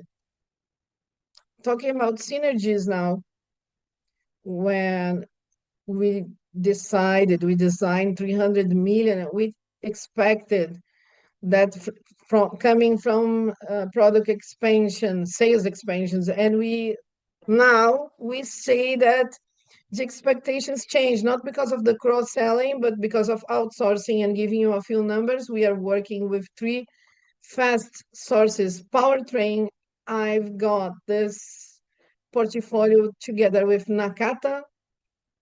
I've done the RFKs with volumes, combined values. I'm supposed to be capturing in the next month the next shippings with a more favorable condition for the company until the inventory is renewed. But a major surprise is friction materials. Fritech has 35% of the market, is a market leader together with another brand, but we have identified, because the previous group was a manager portfolio, it didn't focus so much in evolution of the company. Formulations that take friction materials and components that we don't use anymore because they're not commercial feasible, formation costs of 30-40%. If we could use the same formula of here to Mexico and to use that in the local market conditions to make sure it works, but 30-40% potential, that's talking about formulation. When we talk about raw materials and start to combine them, there is a different potential. I'm going to bring another example. Steel fibers, we buy from a global player that produces in different geographies. Only in that raw material, we have a cost reduction of $1.2 billion annually. This amount of money represents 10% of the total synergy expected for the next 5 years. So we are very happy with the results. But it's still early days. We can anticipate that we are going to overcome the 300 million, and the ramp, the acceleration ramp is going to happen faster than we expected. Thank you, Pontauchi. So the acquisition of the Consa, it was a group that didn't focus so much on that sector. Now we can collect all the synergies focusing on that. So next question is from Gabriel Chiner from Santander. Thank you. My first question related to the aftermarket. As a whole, 46% is their revenue in the first quarter, very significant. I would like to understand, what can you see, and looking at the after auto parts segment, where can you see the main vehicles to permeate this growth in a conjoint action, but of a protagonist? in the segment. And the second question is related to the GPS and e-commerce. There is the idea of bringing this initiative for other segments inside the auto parts. And I would like to understand a little bit more about that. Thank you, Gabriel. Thank you for your question. Sergio, the first two questions, I'm gonna give them to you to answer what's next after the 46%. If we have any objectives, I can do an analogy of international growth. To reach 30%, this year we have done that, and what's next? And then Ricardo, you answer about the e-commerce channel. Thank you for your question and for your participation. Our objective is to continue evolving.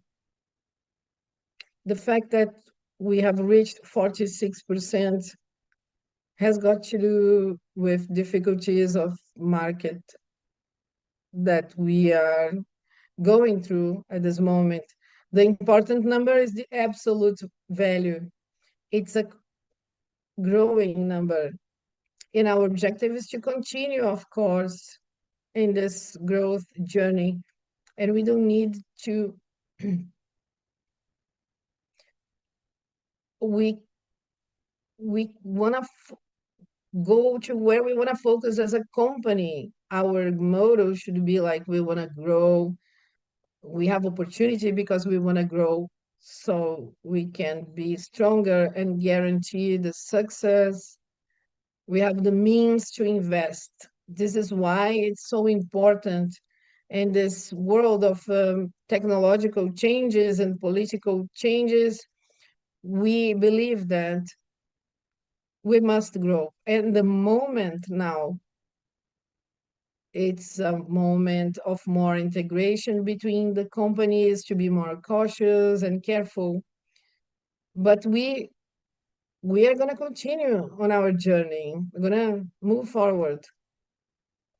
So the objectives, our growth objectives, they have to be linked to things that will guarantee more results and are less subject to problems. So aftermarket internationalization, it involves aftermarket, but other business also, they offer a good platform to grow. There is a target to get aftermarket to up to 70%. No, we don't have defined numbers. The most honest person is, we would like to continue growing in absolute values, and if it goes over 50 or 60, it's all good. And to reduce more and more the percentage of business participation that are more subject to changes, to suffer with the changes in the market. It's a quality growth. It's not growing for growing. It's just with quality. So Ricardo, you mentioned that 24,000 orders come in the e-commerce platform of IBS. How can we potentialize that, thinking about other companies of Randoncorp and product portfolio?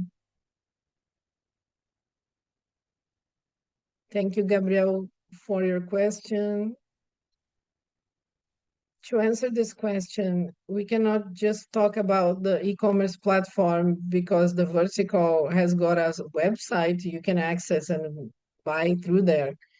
But the way it's not so, this website's not so friendly. So obviously, the e-commerce must be easy to access, to see the products, the part numbers, and this is a learning curve. And the second part is connected to the fact that besides all of that, you have to be close to your distribution centers.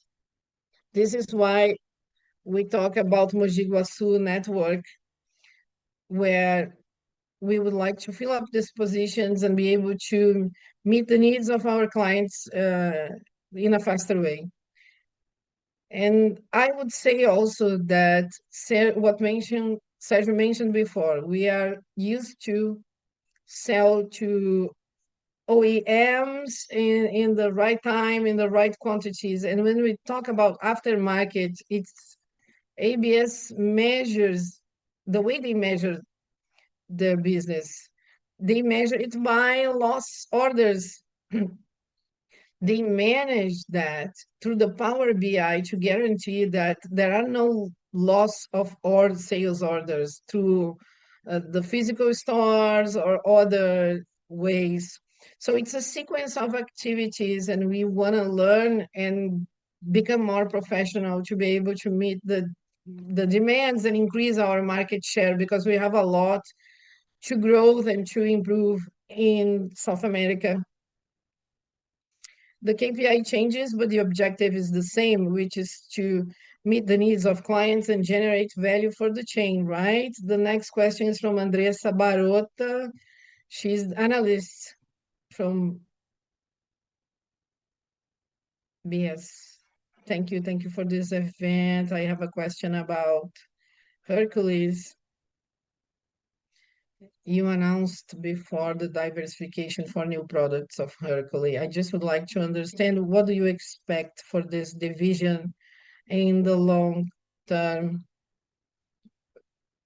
Maybe you expect to migrate to a more similar model that we've got in Brazil, with a portfolio that's wider related to products. And another thing, in Hercules current products, you have 6% of share. What are the market expectations to increase market share? Thank you, Andressa. I'm gonna answer your question about Hercules portfolios to Pontalti. Why not going into the dry vans market in the beginning? All the cold cameras, and talk about the possible expansion within the container market to increase market share.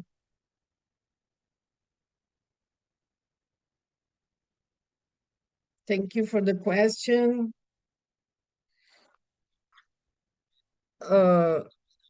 Looking specifically about Hercules, we want to expand our portfolio,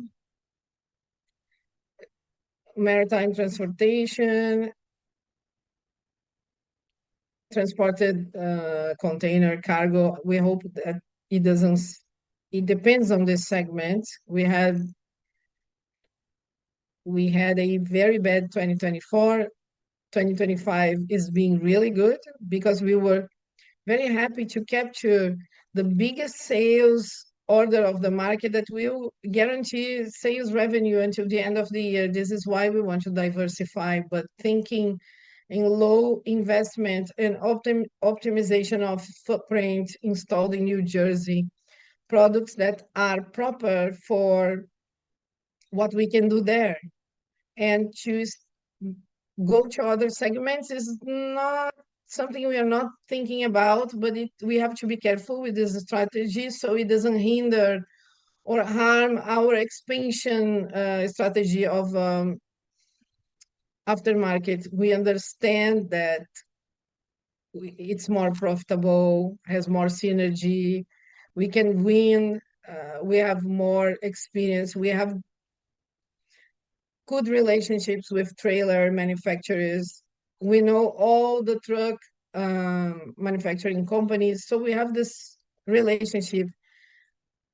So this is how we can, maybe we have opportunities to potentialize Taiwan AC's campus, not only having a commercial relationship, but also to create value for this market through our technology department. If we just acquire a major player of dry vans, or we understand that or refrigerated trailers, we we can understand that we sell that to ourselves and cannot have access to others. Maybe that can weaken our strategy. So we have a specific niche in the United States. For now, our strategy is not to expand a lot related in trailers and expand more in auto parts. The growth of semi-trailers and trailers, it's more a mean than objective in itself. And it complements Sergio. Oh, he explained really well. We bought Hercules with a niche line with a 6% of market share, considering our current volumes. So our market is in a low now, considering penetration. So we want to continue growing with Hercules and operate under the radar so we can grow the auto parts when they are consolidated, etc. Then we can go back to act and think about an expansion of this vertical with other products, semi-trailers in the North American market. Let's go to the next question, Marcelo Mota. Thank you.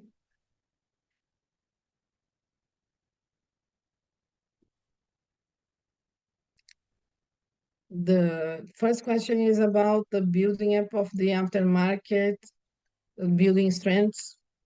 How can you see organic and non-organic growth, synergies, and if you wanted to do the breakdown of the cycle, how do you see that? And the second question is related to the OEM, domestic trailers. It has been suffered a lot. What do you think it's necessary to uh, change that scenario? Maybe the price of commodities, the volumes are here, but maybe we need to move this cargo somehow. Do you think there is a repressed demand because of politics, or how can you think about resuming that?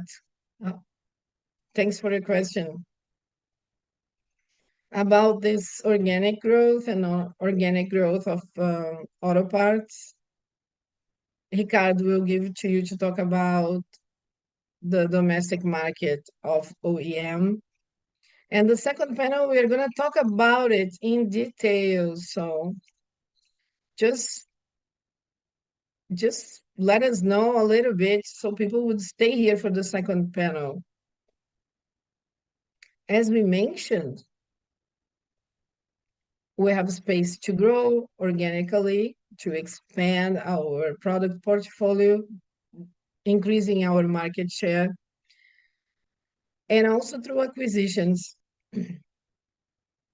At this point of the company and the markets we act, and our vision, as we mentioned before, is to consolidate the integration of the companies we acquired, to control our working capital. So it's a moment to be more cautious because of all the uncertainties of the market and the current scenario. We are going to talk about it later in more detail.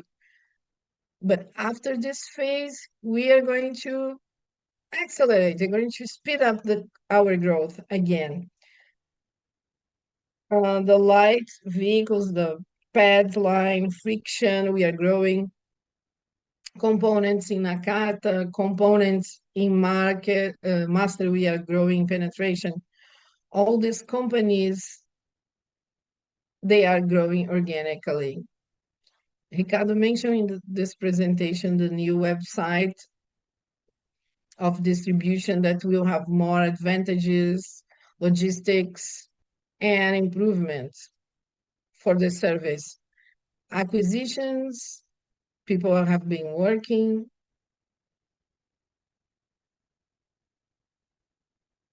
We are analyzing. We want to be prepared, but this is not the moment. We just have to be cautious now. But we are going to continue growing in the two fronts. Organically is our priority now because of we want to be cautious. And maybe soon we can go back to speeding up the growth.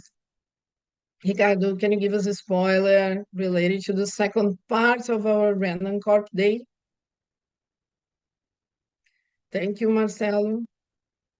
There are two reasons for me to give a spoiler. My boss is going to talk about market, so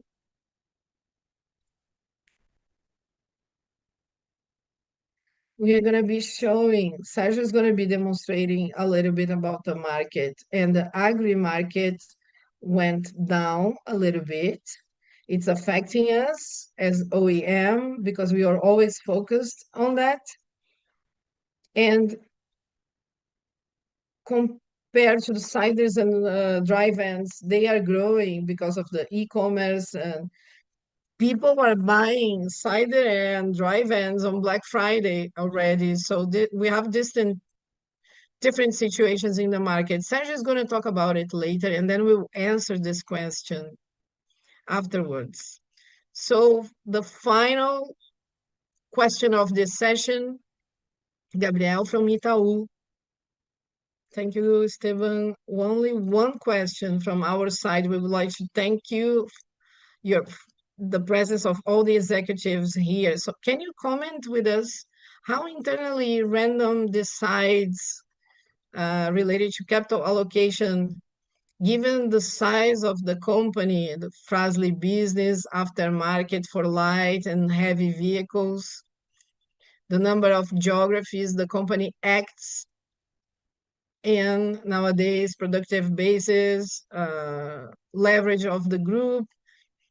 How can we would like to understand the decision-making process for CapEx and capital of the company. Do you have any criteria? Do you have any segments in the company? Do you think you have? We just wanted to understand the capital allocation and how that is discussed internally with organic and M&A opportunities.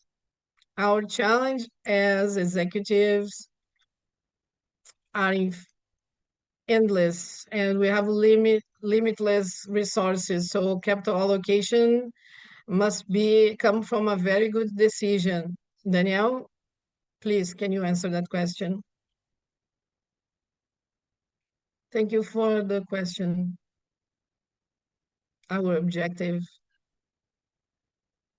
the allocation of capital, organic or non-organic, has got to do with our future vision. So we want to invest in segments that are more linked to aftermarket internationalization because of all the reasons we mentioned before, and also portfolio expansion. Our contract is with Mercedes. It's a major product line. When this automatized line is installed, we are going to release the other two lines, and we're going to use these two lines that we are using for Mercedes for other things. Portfolio expansion must happen as part of our plan. And obviously, we would like this revenue resilience and revenue. If you want to see that under the views of vertical,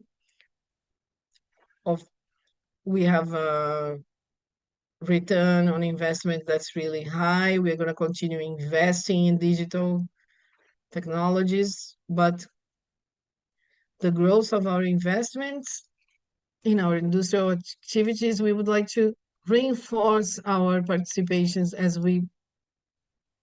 as we brought the Patria Fund to invest in the consortium. So we are reinforcing our investments movement control has got a very interesting story. We would like to continue supporting that. Are we going to invest in our OEM? Yes, but not with the same proportion. We are going to invest uh, whatever is necessary for us to gain capacity for us when the market resumes. Must, but we show that in the graph, auto parts 60% of our revenue represent. So, so in a rude way, continue. We are going to continue investing. We want to continue growing, but when we not now. Thank you, Gabriel. What just reinforcing what Sergio mentioned. There are many strategic pillars, long term. Paulo Vinolato is following up with the projects with main acquisitions and projects. And how is the payback going? This is important. We can always improve that. And we reinforce with the verticals that they avoid to invest without mentioning M&N under 30% of cash generation for the in the daily businesses historically. When we look at the return on investments, ROI above 18, some businesses are strategic and some don't have like initial payback. But when we look at long-term strategies and leadership positioning and brand positioning is important because it adds values. When we talk about the OEM, it's a business, as Sergio mentioned, that's profitable. It's less profitable, but it will involve all the auto parts system, which is important in the OEM and aftermarket, consolidating our positioning, our Randoncorp and our 5 verticals that must be observed as a whole in the medium and long term, but it must bring return to our investors. Thank you, everybody. Thank you so much for your time. Now, people, Carol, we are going. Thank you for your answers to our executive officers. We are going to have another session of Q&A session later. If you didn't have an opportunity, you can do it now. The online people, we are closing this moment. We are going to have a break now. So stay with us. We will come back soon. And the people that are here in São Paulo, we will have a 15 minutes break.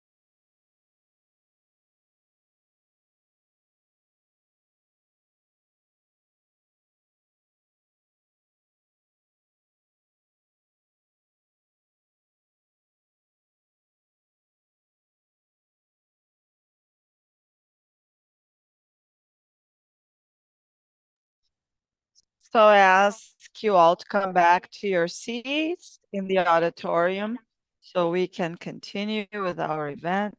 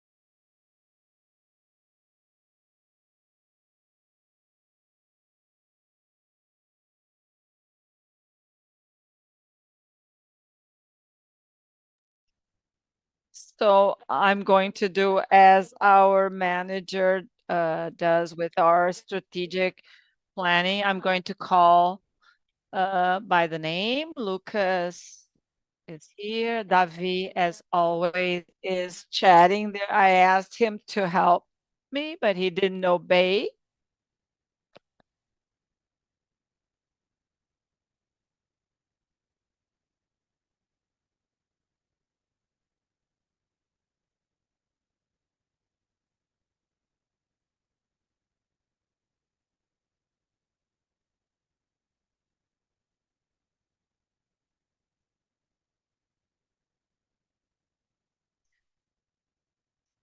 So we're back to our 2025 Randoncorp Day. We will continue to with our third panel. I know you are all very anxious because we already talked about our vertical OEM.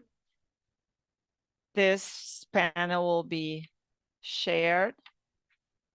And to begin the panel, how we are going to resume the new vertical OEM cycle when our market comes returns. I'm going to call our CCO, our CEO at Scoop, Sergio.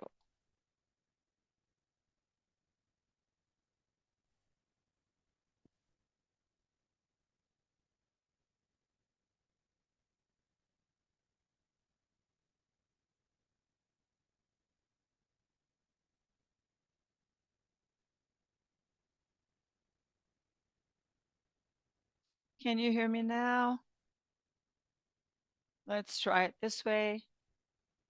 So you guys, talking a bit about our OEM, Ricardo, besides being our executive vice president of our auto parts vertical, he's also the vice president of our OEM vertical since September of last year. He's a veteran, right, Ricardo? But maybe the most adequate way of reflecting the thinking. Imagine Randoncorp as an engine. We're working with not all the cylinders of the engine that are recovering so that we have the strength of the company as a whole. Ricardo talked about the dropping of the trucks market that impacts on the auto parts and also the semi box, which also impacts on our OEM vertical or semi trailers. I wanted to show you what we are doing, preparing our OEM vertical for this future, but also to show you how this business talks to all of the other units, the other verticals that we have. Danielle already mentioned this. So just to uh, review, we're among the top 10 in the world. We are pioneers in exports for many, many years now. We have more than 600,000 products delivered, six industrial plants in 2024. We had more than 4 billion reals as our revenue. This is the mother company where it all began. We are very proud of that, and we will continue progressing and improving. We have 93 distribution points, a national presence, which is very strong, of 745 areas for our services and products in the Brazilian market alone. Our international presence, our activities are in Africa, in different countries, final product assembly, and Hercules itself, as Anderson mentioned.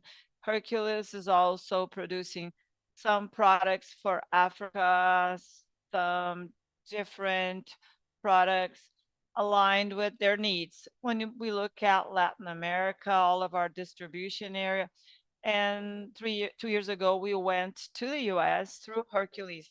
Our product portfolio, our semi trailers is one of our main products. This is what helped us grow. This is the mother company where we acquire all of this leadership. We have a very complete line of products. We produce also trailers and wagons, and also the chassis. And we have the aftermarket that represent a major figure of the revenue of the OEM as well. This is our net revenue trend, 1.8 billions of the verticals. We grew 1.8 billion in 2018, 2.2 billion in 2019, and now 4.2 billion in 2024. Our business, as I mentioned, we have a product portfolio that is complete. Our activity is within several products, but the products that we make are more connected to the agribusiness sector. The average of the last 5 years, agribusiness has reached 60% of businesses, industrial businesses, 30%, and with fluids, 7%. That's what each one of represented for Randoncorp. The moment that we are facing is very challenging, and I am sure that this is not only an issue that Randon is facing. I think this is happening with all of the market, a major drop of the market that I'll show in a while. And with this drop, the prices, the competition, the installed capacity is such that the prices really go down, and they did. So the main issue to us is the dropping of the market and pricing and the mix change, which also affects us a lot. This is the volume of the market in Brazil since 2004 and until the forecast of 2025. You're going to see some brands. So look at all of these figures. 2021, 90,000 units, and 2024, 89. And this year we dropped to 62 to 68 million units. I think that yesterday there was an interview with Anfir showing larger figures than these here. I hope that Alvaro, that the target continues to grow or starts growing again. But we haven't seen signs or indicators that lead us to to be able to state that the market is getting stronger. So we concluded this first term, or these two first terms, with 36,000 units. Normally in the third term of the year is stronger than the first two terms of the year. And looking at it like that, we suggest that the second half of the year is going to be better, reaching 77,000 units, maybe 68,000 units. If we look at the dynamics of the year, we started producing 6,000 units per month in January and February. Then it dropped to 5,800 units. In June, 5,200 units. Looking at it, and seeing this volume dropping, we prefer to work with a more conservative volume rate. The main point here is the drop of volumes.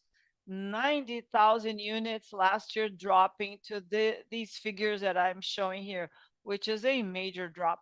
And with this, the dropping of the prices, the competition is right out there. The second point is the mix. As we've mentioned, the agribusiness is the green line, the yellow line are the industrial cargoes, and the blue fluids transportation. There are several other niches, but the major volume can be represented this way. You can see the variation. This graph considers the past 3 years, from 2022 to 2025. So for 3 years, you can see the variation and the dropping of the agribusiness. So a substantial drop. The agribusiness sector dropped 25%, 30 something percent. And the industrial cargo increased to 30%. So this is something that is affecting us. I talked about the volume, the price, and this is the third point, which is the mix. So as Ricardo mentioned, there is a transformation that is very strong, that is happening in our business, preparing the company for the future. Ricardo is going to talk about that. But we are making our structure adequate and our business adequate to the reality of the market, not only in terms of variable structure, but also the fixed structure, optimizing our footprint, a lot of investment on automation, the optimization of costs in the general sense, the capacity facing the market that we have already mentioned in other meetings, that we were not able to follow up on the growth of the market. That is not a priority now.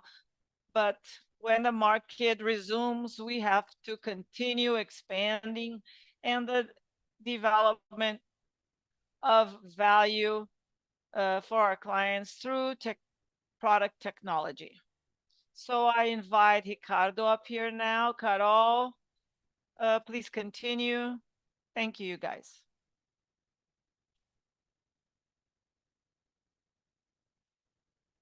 So just to remind you, if you want to ask questions, it's the same format as before. Use your QR code. And to explore the little boxes that Sergio has shown us, let's talk to Ricardo Escobosa.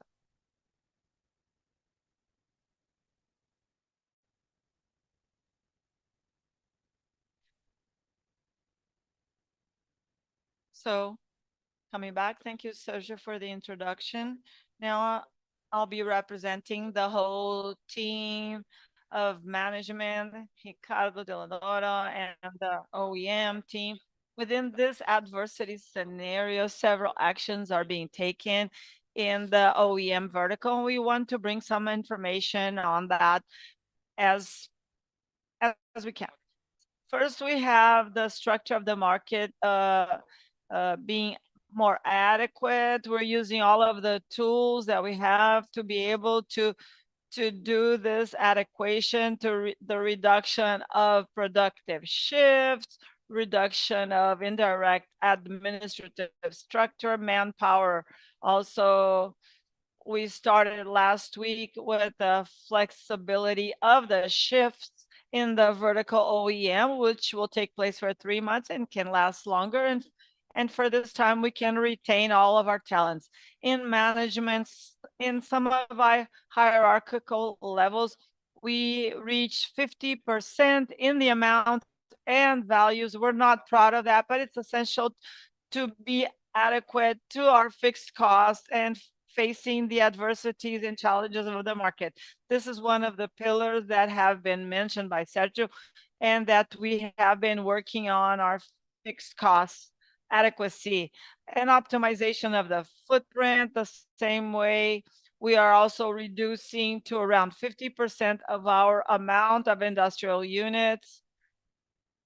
Just concluding the first slide, it's important here to highlight that all of these costs of this restructuring took place in the first semester, and our results that you see in our reports are related to these one-timers that happened in the first semester of 2025. Going back to the optimization of footprint, we focus on some businesses that are profitable and leave behind some businesses that are not profitable. We have a reduction of almost 50% in the closing of some of the industrial plants or units. Our main plants are Araraquara and Caxias do Sul. This is obvious, where our main installed capacities are. We have Chapecó and Erechim with our cold storages. Erechim, we have Cotriel with some special products, carry-all silos in Argentina, and Asset Light also in Argentina, with some operations that are being done in Argentina. But also, when we migrate and close some units and migrate some production lines and adequations to what the market is asking, we have some issues that are involved, and that is impacting on the first semester of 2025 of the OEM vertical. Productivity and automation, this is one of our main items within the vertical. We're working more and more on automations and improvement of our productive processes, the increase of capacity and reduction of costs. There's robotization, new welding line in Dolly and Caxias do Sul, the implementation of major robot lines, in the robots in the pre-assembly in the line of auto parts that we distribute to many of our plants, reductions of specifications of cost and new processes within the OEM vertical. Here to have an idea of the size of the operational efficiencies this year only, of everything that we had of roboting, we're going to increase the amount of robots this year compared to all of our cycle before. And in a cycle of 2 years, we expect to implement around 100 robots within the OEM vertical, optimizing our productive processes in the components area, as well as in the chassis area, as well as the carrier boxes, which is essential for productivity and to improve efficiency, operationally speaking. Here's the summary of all of the optimization of costs, everything that we are doing. We're doing an operational restructuring, the adequacy to the market situation, and we intend to keep this adequacy in our management and administrative manpower, even if when the market becomes normal again, internal complexities in the intraverticals that we have, new sources of raw materials. When we talk about sourcing, there are several activities that we are doing along with our procurement and sourcing area, optimization of costs, quotations, new sources, negotiations of prices, specification changes, and also not necessarily everything that we do in Caxias to be distributed to our other plants. If there's a supplier in the countryside of São Paulo that can meet the needs of Araraquara, not necessarily all of the cost of the whole process, the shipping, receiving, and so forth. We're not going to be using it from Caxias. We can be using it from a supplier that is closer, an external one. Everything is being revisited, and we're looking at that more closely. And optimization of logistics of material, adequacy of specifications, and specifications of product. Technology with the creation of here's the focus is on our client, the innovations. This is where we do things and all of the opportunities that we have for the second semester.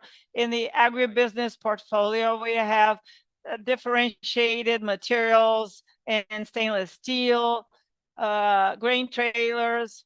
We have launched our bi-train tank in the fair, in the Fenatron. Here are some depiction of all of these portfolios through these new products to be close to the client. We're doing several, not only big fairs, but we're also participating in smaller regional fairs, uh, Green Level, Maranhão Bahia, close to our clients, offering what our client really needs, not necessarily what we would like to sell to them or design to the market, but exactly what our client needs. This is one of our focus, and that all of the vertical OEM team is focusing and working on.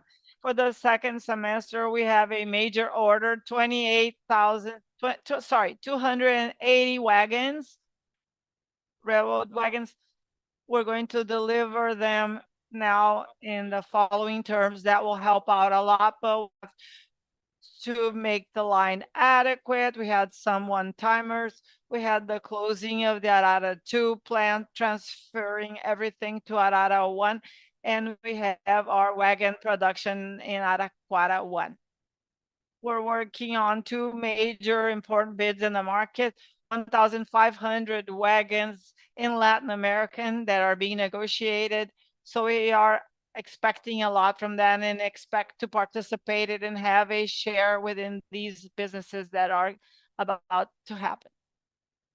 Summarizing an adequate value proposal, adequate to the market. We've been working on that, reducing our specifications, delivering exactly what the customer needs and what he wants, a technology as a differential, random, smart, our telemetry system.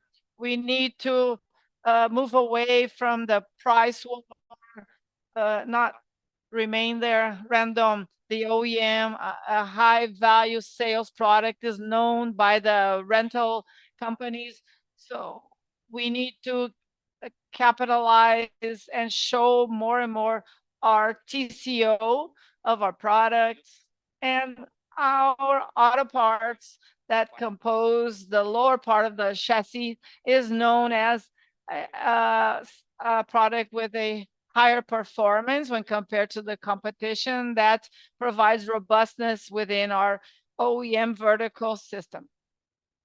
I bring here directly, when we look at the EBITDA of the sales of a semi-trailer, a part of it is in the OEM vertical, but other parts are in the other verticals that are a part of Randoncorp. So every time we sell a semi-trailer, know that it's not only the OEM vertical that's profiting from it and has its EBITDA there. Other verticals have their participation, and the results are for them as well. So it's essential to know that this situation where all the verticals are working and selling their products to the market, and indirect factors also are a part of it. The purchase of raw material is thanks to the OEM vertical that we have an opportunity of having cheaper products. The purchase of steel, the components of the OEM vertical are essential.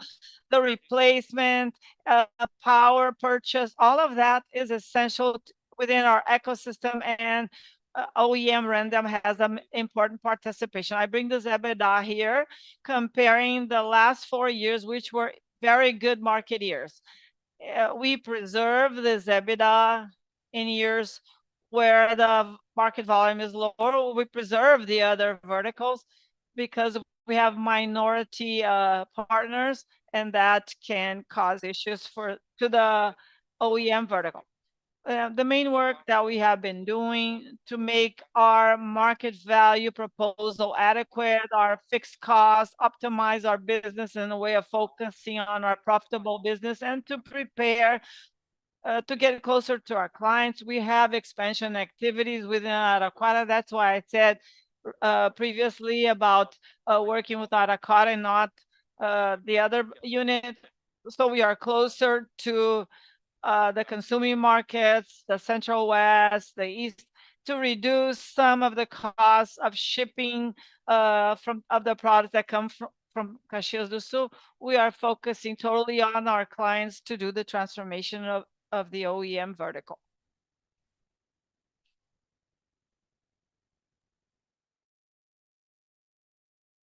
There are many initiatives, no doubt, as the panel said, to prepare a new cycle for this resumption. And now our last panel of the day, it's a very relevant topic that permeates 100% of our calls. Panel number 4, Paulo Pregnoato, our CFO, the EVP, is going to talk about how we are going to reduce leverage. Good morning, Paulo. Can you hear me? Good presidential, good afternoon, everybody. It's a pleasure being here with you. Thank you for your participation in a remote way and presentially also. Let's talk about an important topic, how we are going to reduce leverage. I will start now showing a film. Our mandate is to work with leverage below twice EBITDA. Really, because of our strategy of overcome at least 30% of revenue abroad, we knew and we planned important investments that were made since last year. We have the Consa 2.2 billion reais, we have EBS 410 million, and AXN that we add investment and inventory that were acquired, added the sum of it. We also had a working capital of all these operations that generated, no doubt, a pressure that we understand. It's a momentary pressure. The account number that was released was 3.75, that was EBITDA. And if we include EBITDA of the past 12 months of these companies, this leverage goes down to 3.19, and we have some non-recurring events, non-important ones, excluding that we were below 3 times EBITDA. Always remembering that our rate through SAP is a AAA rate. And it's also important to highlight the profile of our debt. What's our strategy in a financial point of view? As we grow revenues in other currencies, that allow us to access other banks, other sources of funding in a way that we can always work within a natural red. We have 82% of our debt. This 82% is in national currency, and in this quarter in international currency. It's important to highlight now that this acquisitions of abroad, we had the possibility to capture resources abroad in dollars or in Mexican pesos, in a way that our average cost has it's under the CDI, which is an important factor. And as we can access these other funding lines, it allows us to do so. The average term is 4 years. Yesterday, we had a relevant fact. We released it. We are paying attention to the market. We saw an important window for a liability management to increase this average term and to reduce a little bit our debt. Additionally, we work with a cash flow that allow us to have liquidity. So our cash flow covers the needs of the 2 next years.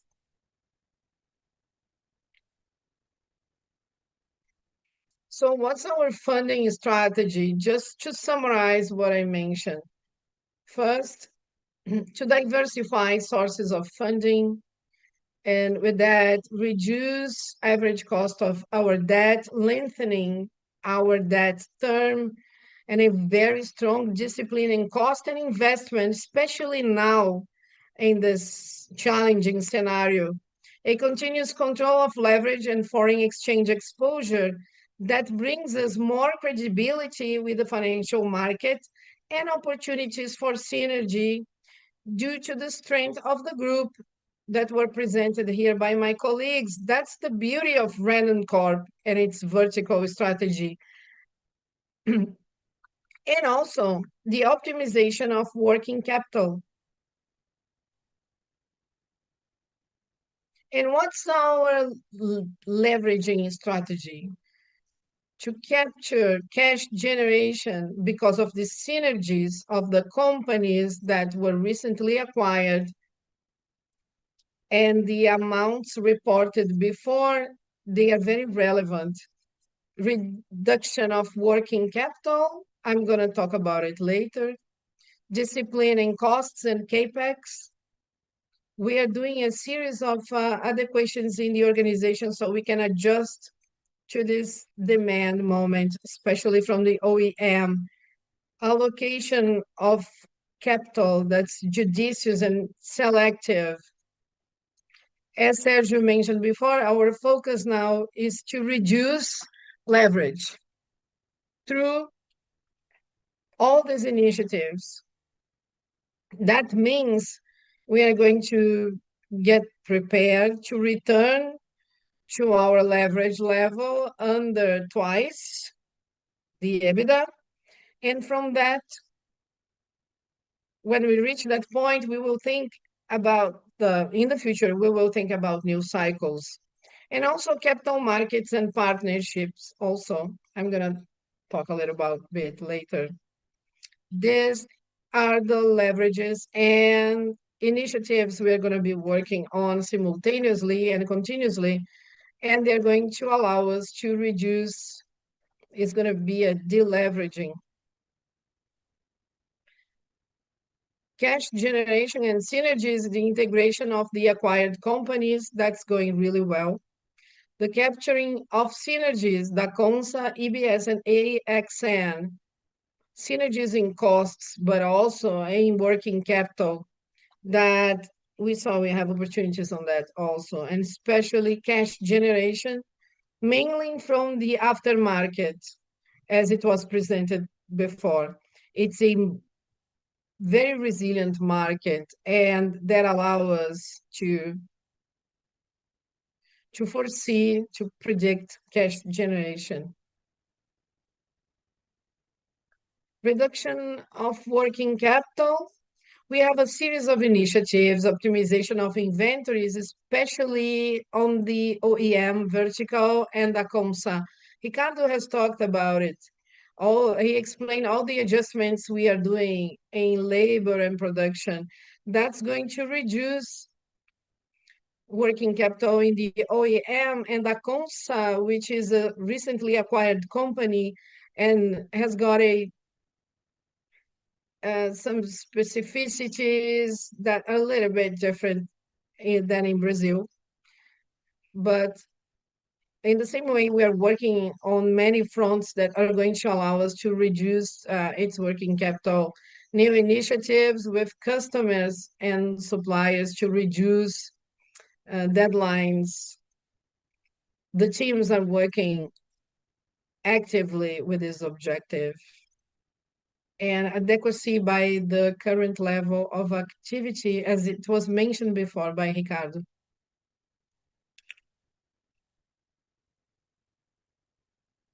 Discipline in costs and CapEx are always important to highlight. The adequacy of structures we mentioned before, the reorganization of footprints. Ricardo also mentioned that everything we are doing in the OEM with the objective to be more efficient and to reduce logistics and costs and working capital, disciplining expenses, and a strict evaluation and control of our investments, organic and inorganic, based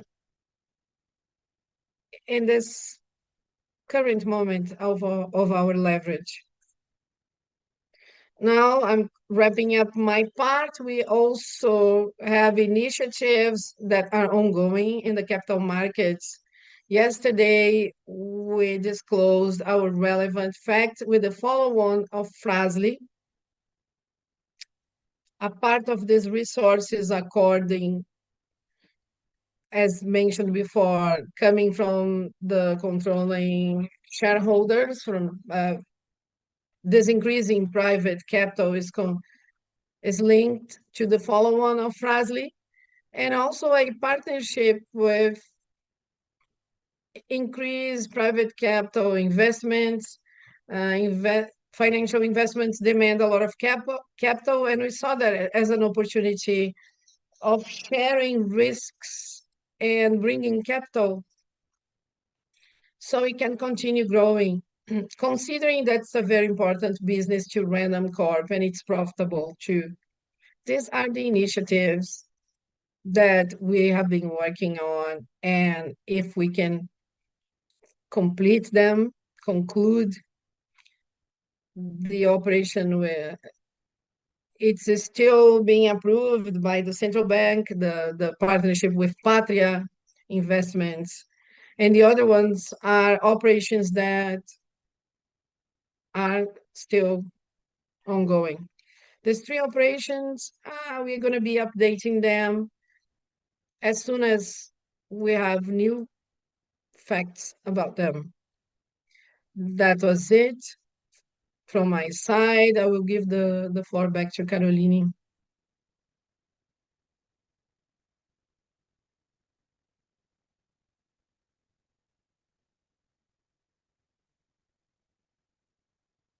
Now, can you hear me? Thank you, Paulo, for your brilliant explanation. I think it's really clear our strategy for the deleveraging. So let's go to our second moment of Q&A. And I will ask Davi to be our moderator, our finance director, and I will invite the directors Ricardo, Sergio, and Daniel to come back to the floor so they can answer these questions.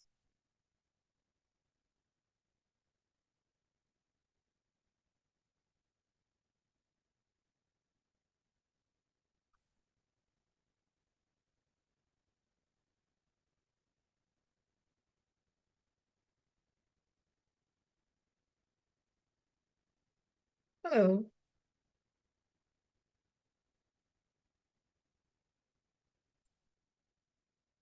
Let's go to our second Q&A panel. As you could see in the presentation, and as Carol mentioned, these are topics that we have addressed in every single conversation, the OEM, the leveraging, and we would like to reinforce that we are not afraid of doing the actions that are necessary. We are doing what's needed. And in our Q&A, we can exploit a little bit more your questions related to these two final panels, the OEM and the deleveraging of the OEM. We have Lucas from XP. If you can give the mic to him. Lucas, feel free to ask your question.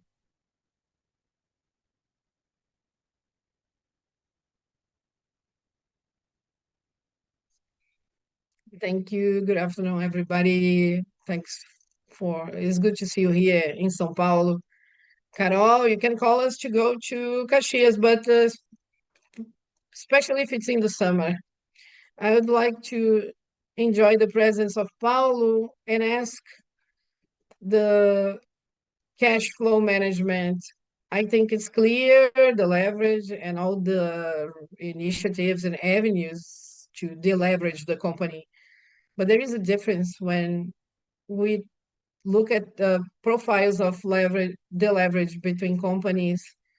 You have it more clear with the synergies, and I think the financial operations gives a more resilient context to the company. And after markets are in a challenging environment, so when we look at the perspective of accessing cash, you have a more strict access because you have 53% over dividends. The company generates a lot of profit.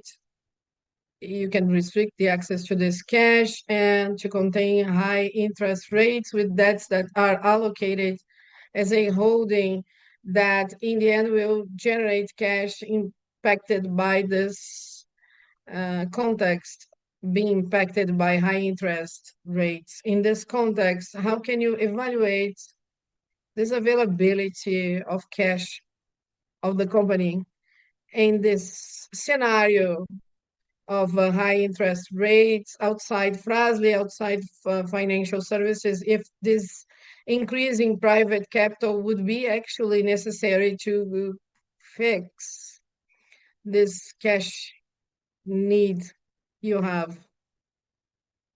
If you need to reprofile the debt, or if you're comfortable with this cash management in this different profiles of leverage. It's a bit of a long question, but it's a topic we have been discussing a lot. The gap in value of random, it lies in this facts exactly. So thank you. Thank you, Lucas. The question is directly to you, so go on. Can you hear me well? Lucas, thank you for your question. It's a very important topic, and we have our financial commitments, financial covenants, always looking at our consolidated debt that doesn't include the random bank. And in fact, that's what's valid for our financial operations. Our discipline is focused in the fact that all the units, they have to pay dividends. And this is for the DVs where we have minority shareholders, because you are right, this is the needed flow. So Randoncorp can actually face its obligations. There was a specific time that we released this new to the market. Castertech is 100% Randoncorp, had a very low leverage, and we enjoyed this opportunity. We had profits accumulated. We captured resources at Castertech to bring these resources to Randoncorp. So these companies that are our partners, the resources come in the shape of dividends agreed with partners. These companies that are 100% ours, they are flexible. Random implements, it's going through this moment of a market that's in low. The EBITDA was harmed, which poses more pressure on the business. This is the reason why we have to focus in working capital in all the verticals, especially to bring more cash to our company and to remove this pressure. So in general, we look at to our financial commitments, they are based on the consolidated debt. And We just don't account the adjunct debt, which is a JV. We don't consolidate that one. It will come as equity. I hope I have answered your question. If you just allow me to say something related to the operational aspect, the operational dynamics. Every time we see a downfall of the market, heavy trucks, semi-trailers, the market decreased a lot. The agri is not buying it. At first, we didn't feel the double effect. We felt the market decreasing and the pipeline that was being emptied because everybody wants to preserve their cash. So all the inventory, all that we have in our chain is reduced. When the market resumes, then is the double effect. At first, we are going to see an increase that's a lot is bigger of the market itself because the pipeline gets full again. So what do I want to say with all of that?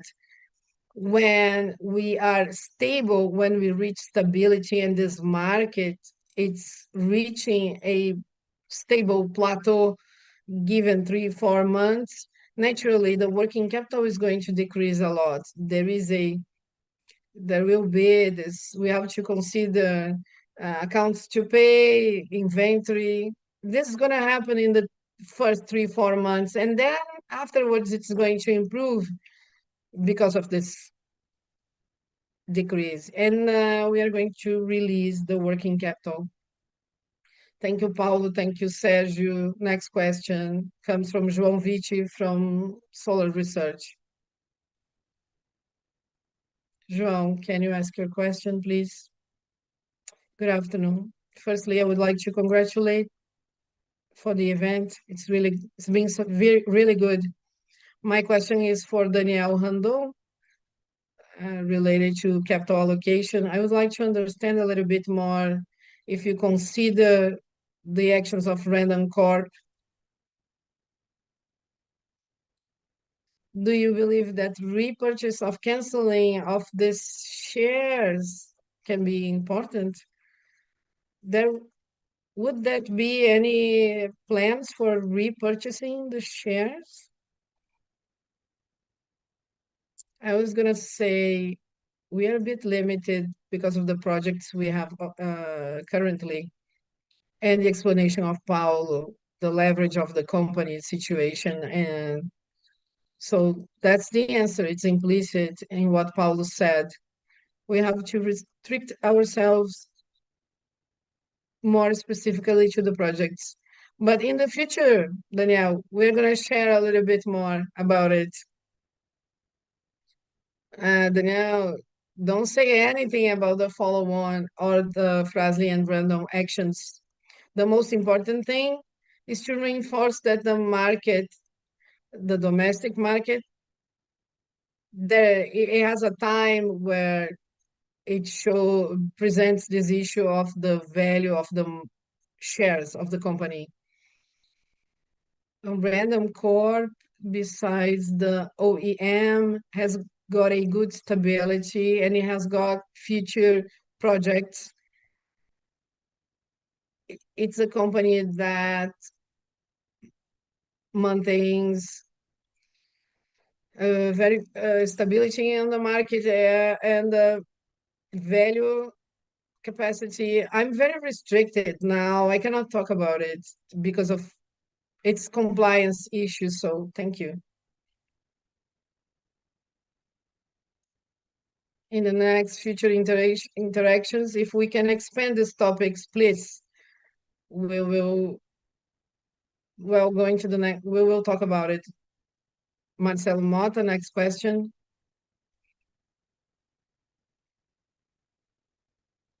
Thank you. How do you see the space of recovery in the OEM market and implement, and how do you see the mix? Has it impacted margins?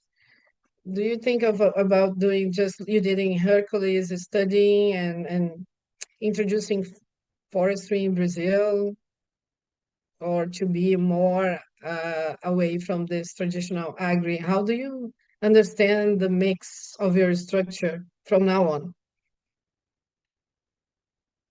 I'm going to direct this question to Ricardo, remembering that the agribusiness, not only in Brazil, but in the whole world, is the generator of demand for semi-trailer.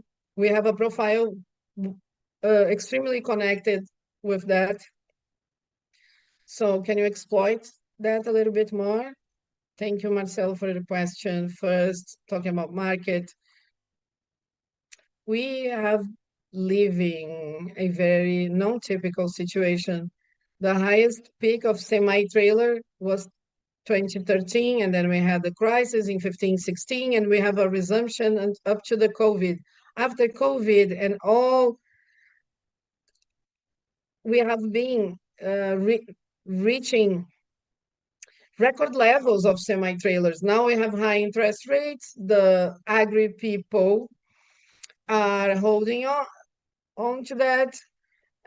So it will resume. We have to be prepared for that. We have to be closer to this market that's been consuming greatly. We have to be prepared for a bigger production, and this market, this pressure of the volume decrease, and small players, the pressure on prices. So these are all the facts that created this non-typical situation, market conditions that are completely different. And talking about forestry, no doubt, Random OEM is a market leader, not in all the segments, but it's a market leader. And in most of its segments, 16, we have 16 families, and every single one of these families have many variants. So we have to reduce complexity and focus on the most profitable business. We have we must need a automated chassis so we can deliver more value, the cargo box on top. We need to have better costs and delivery. And when you talk about forestry, 2 weeks ago, Danielle and I were in Chile. There are many paper industries, and there are major bids happening in Brazil recently. We are participating of all of them, and we can see migration. Random OEM is a market leader. It has got products, and we are focused on the forestry business. And we also must continue with all our 16 families, and we must be a market leader within all this complexity. This is our homework. That's what we have been doing. Sergio, we want the portfolio of rail cards for mining, and we also have opportunities for hopper rail wagons. We have portfolios to meet those demands. Ricardo can expand on that. I don't know if you understood. We won a very important business for this year that's going to help us. We have really important businesses. We believe that the rail business are going to start helping us in the vertical OEM, the rail cars. We have this deliver in the second quarter, in the second term of iron ore, and we have a participation in these bids to deliver that, and I hope it all happens in the second quarter now. Second half, I'm sorry. We delivered a few units. We had to transform Araraquara. We had to turn that because it was created to produce rail cars, and we had to use this capacity for other vehicles, and now we must expand again to meet the demands of the market. the time we are running out of time, so we don't have any time to expand our Q&A. I know we have many questions, and we are not answered them. So we're just going to answer this final one, and all the other questions, please, if we couldn't answer here,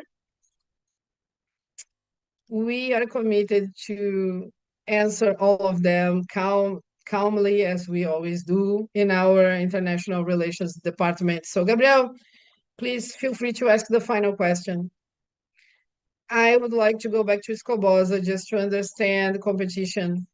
How do you see competition of OEM companies to reduce operations, etc.? Can you comment on competition? That would be really interesting. And also, looking at the restructuring of OEMs, the picture we see today, we have seen non-recurring expenses impacting results, but we would like to understand the recurring margins, how they impact in a normal scenario, clean operations, and etc. Thank you. It's a good disclaimer that the margins is always a complex point as a reference, and the market had to react. Our pursues that it's structurally better than we've had or structurally better than the trends. Can you talk about the competition? Thank you for the question. Our occurrences connected to what I explained. 4 excellent years, top of the market, 90,000 units approximately of semi-trailers being produced, and suddenly the market drops 25 to 30%. We see the prices melting in several families in a large amount. That doesn't affect Randon only. There's no doubt of that. It's not our privilege to face the situation. This is happening to all of the competition. We know of the situation that somehow through the market, our network that provides the information. So we know it's tight for everybody during this decline.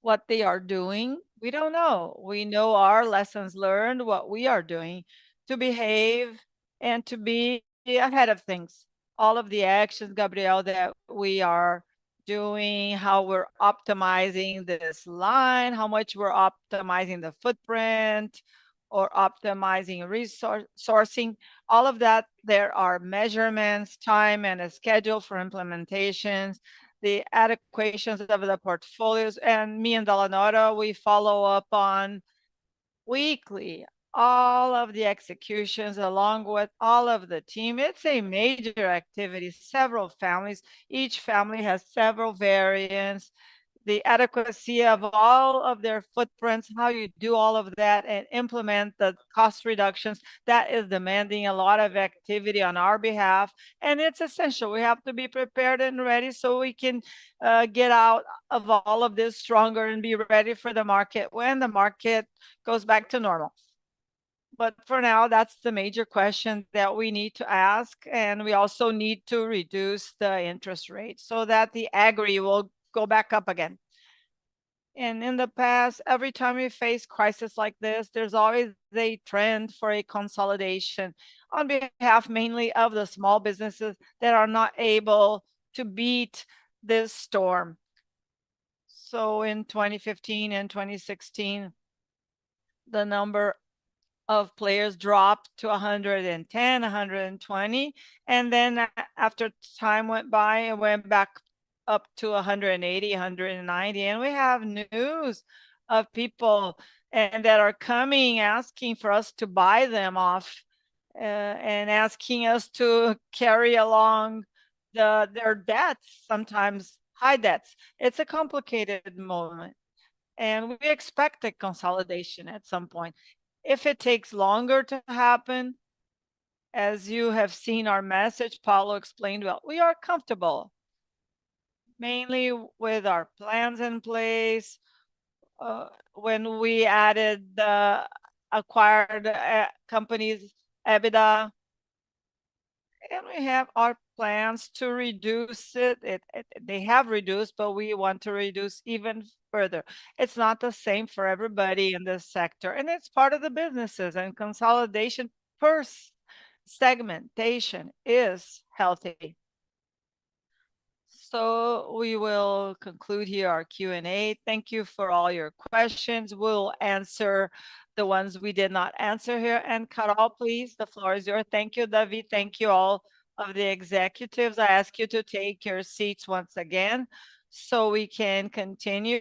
Our event is reaching its end. We have a small delay, but soon we will conclude it.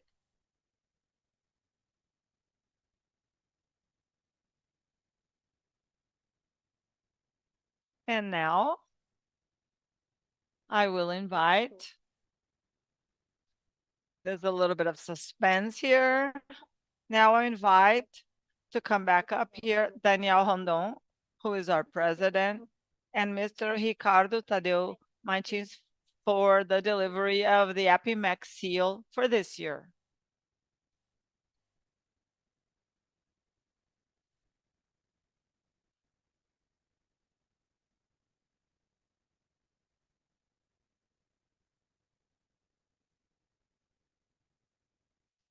I'm honored to be here in this meeting and in Randoncorp's event. And to us, it's always an example. We always consider that information for us, the analyst, is essential. So this moment for APIMEC Brazil is a symbolic one because you record a moment that you see and you can perceive throughout time that the company has all of its dedication to informing us, and that's what matters. Information is not the stage, it's not the technology, but information, debate, and the opportunity of being present. So this moment is for us to honor and celebrate this moment of a company that is a benchmark to us, and remembering that there is assessment sheet so that you can provide the opportunity for the company to be a part of a competition of the best event of the year. So through this information there on in the assessment, it will get its score, and this meeting can be a part of a competition of being the best meeting of the year, which I think is essential to all of us. And Danielle, you know how Randoncorp's communication channels are always open, right, Danielle? And we really have a lot of consideration for all of that. The RI guys that provide all of that, and we thank them always. And we know how relevant it is to the market, not only this moment, but the example for many other companies that we know that carry out restricted meetings. And to us, analysts and PropIMEC, it's not a benchmark. We always make a point in celebrating this moment so that it is followed as an example. So Danielle, 25 years of our relationship, and besides that, all of the opportunity that we have, not only here, but with visits that are also essential. Thank you so much. Thank you, our President Ricardo Martins. It's always a wonderful, and we're proud to always to go back to APIMEC to be able to improve governance and the communication of analysts, investors, all of stakeholders. This is a role, our role as Randoncorp and Open Capital Company. Thank you so much for all your work.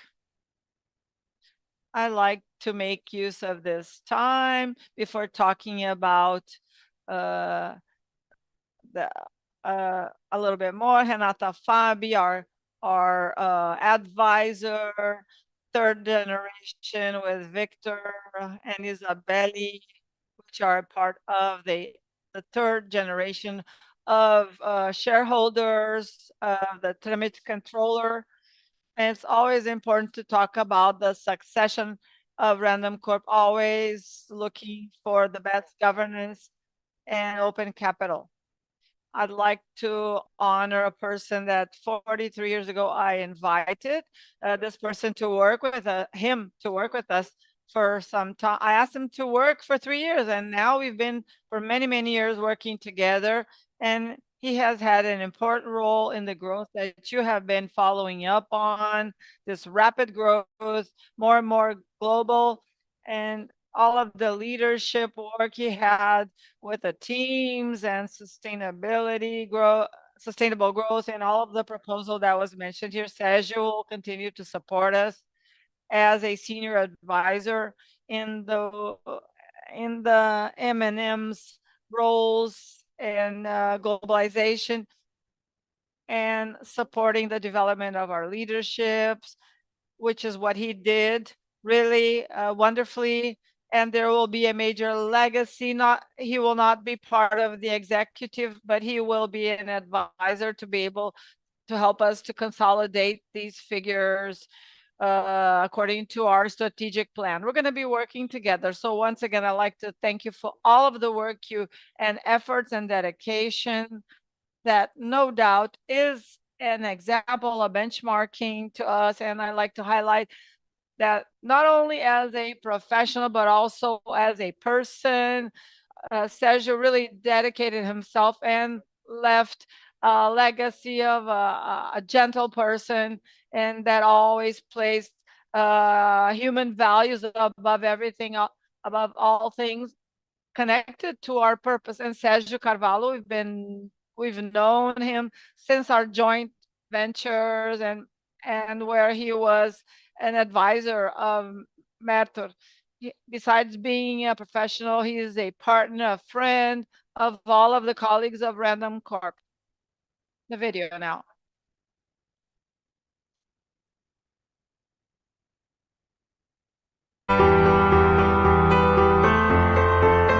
Sergio, congratulations for the trajectory and for the transformation. I'm sincere advisor. Thank you for the strong partnership in all these years and success on your new challenges. We are sure that in the future, the initiatives that we plan for you will provide a lot more. Thank you for the amazing journey, Sergio. It's a pleasure being with you. Thank you for your wonderful work and the time you spent with us in our work initiatives that we prepare for us. For you having chosen us to be a part of your professional trajectory. Thank you so much for your efforts. Thank you for the fantastic trajectory and everything you developed with us as you came to be senior leader and so from a company as a moment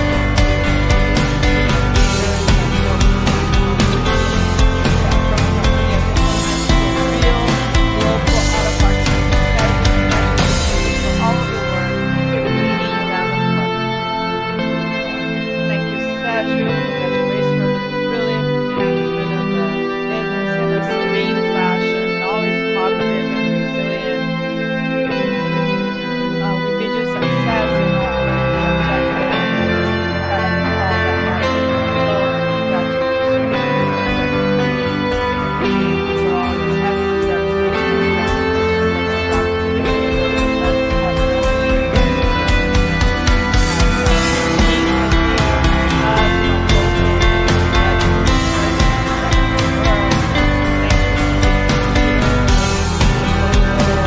a proposer, developing things with passion,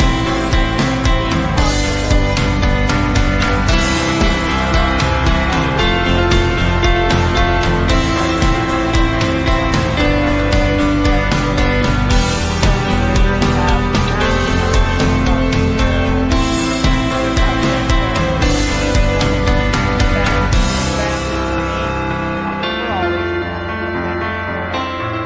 Professional to the amazing human being that you are. We thank you so much. We pay homage to the team from the team of Arise.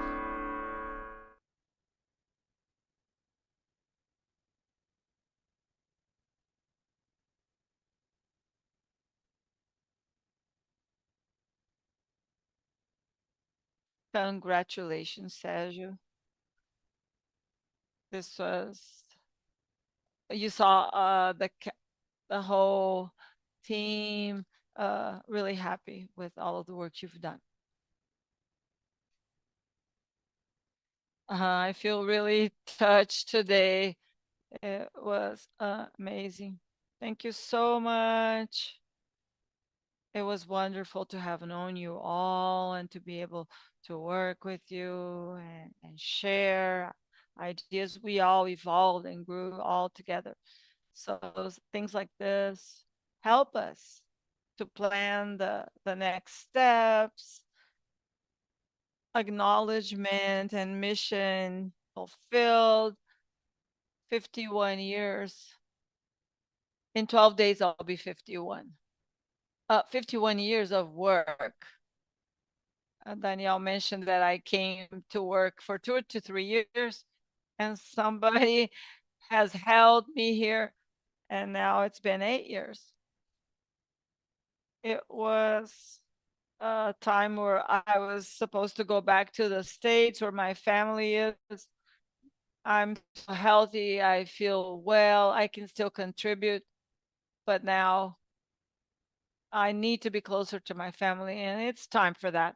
So I have this feeling that I'm really grateful of mission accomplished, that being able to help with this new journey of Randoncorp, something that I always mention in a proud way of doing things correctly, being fair.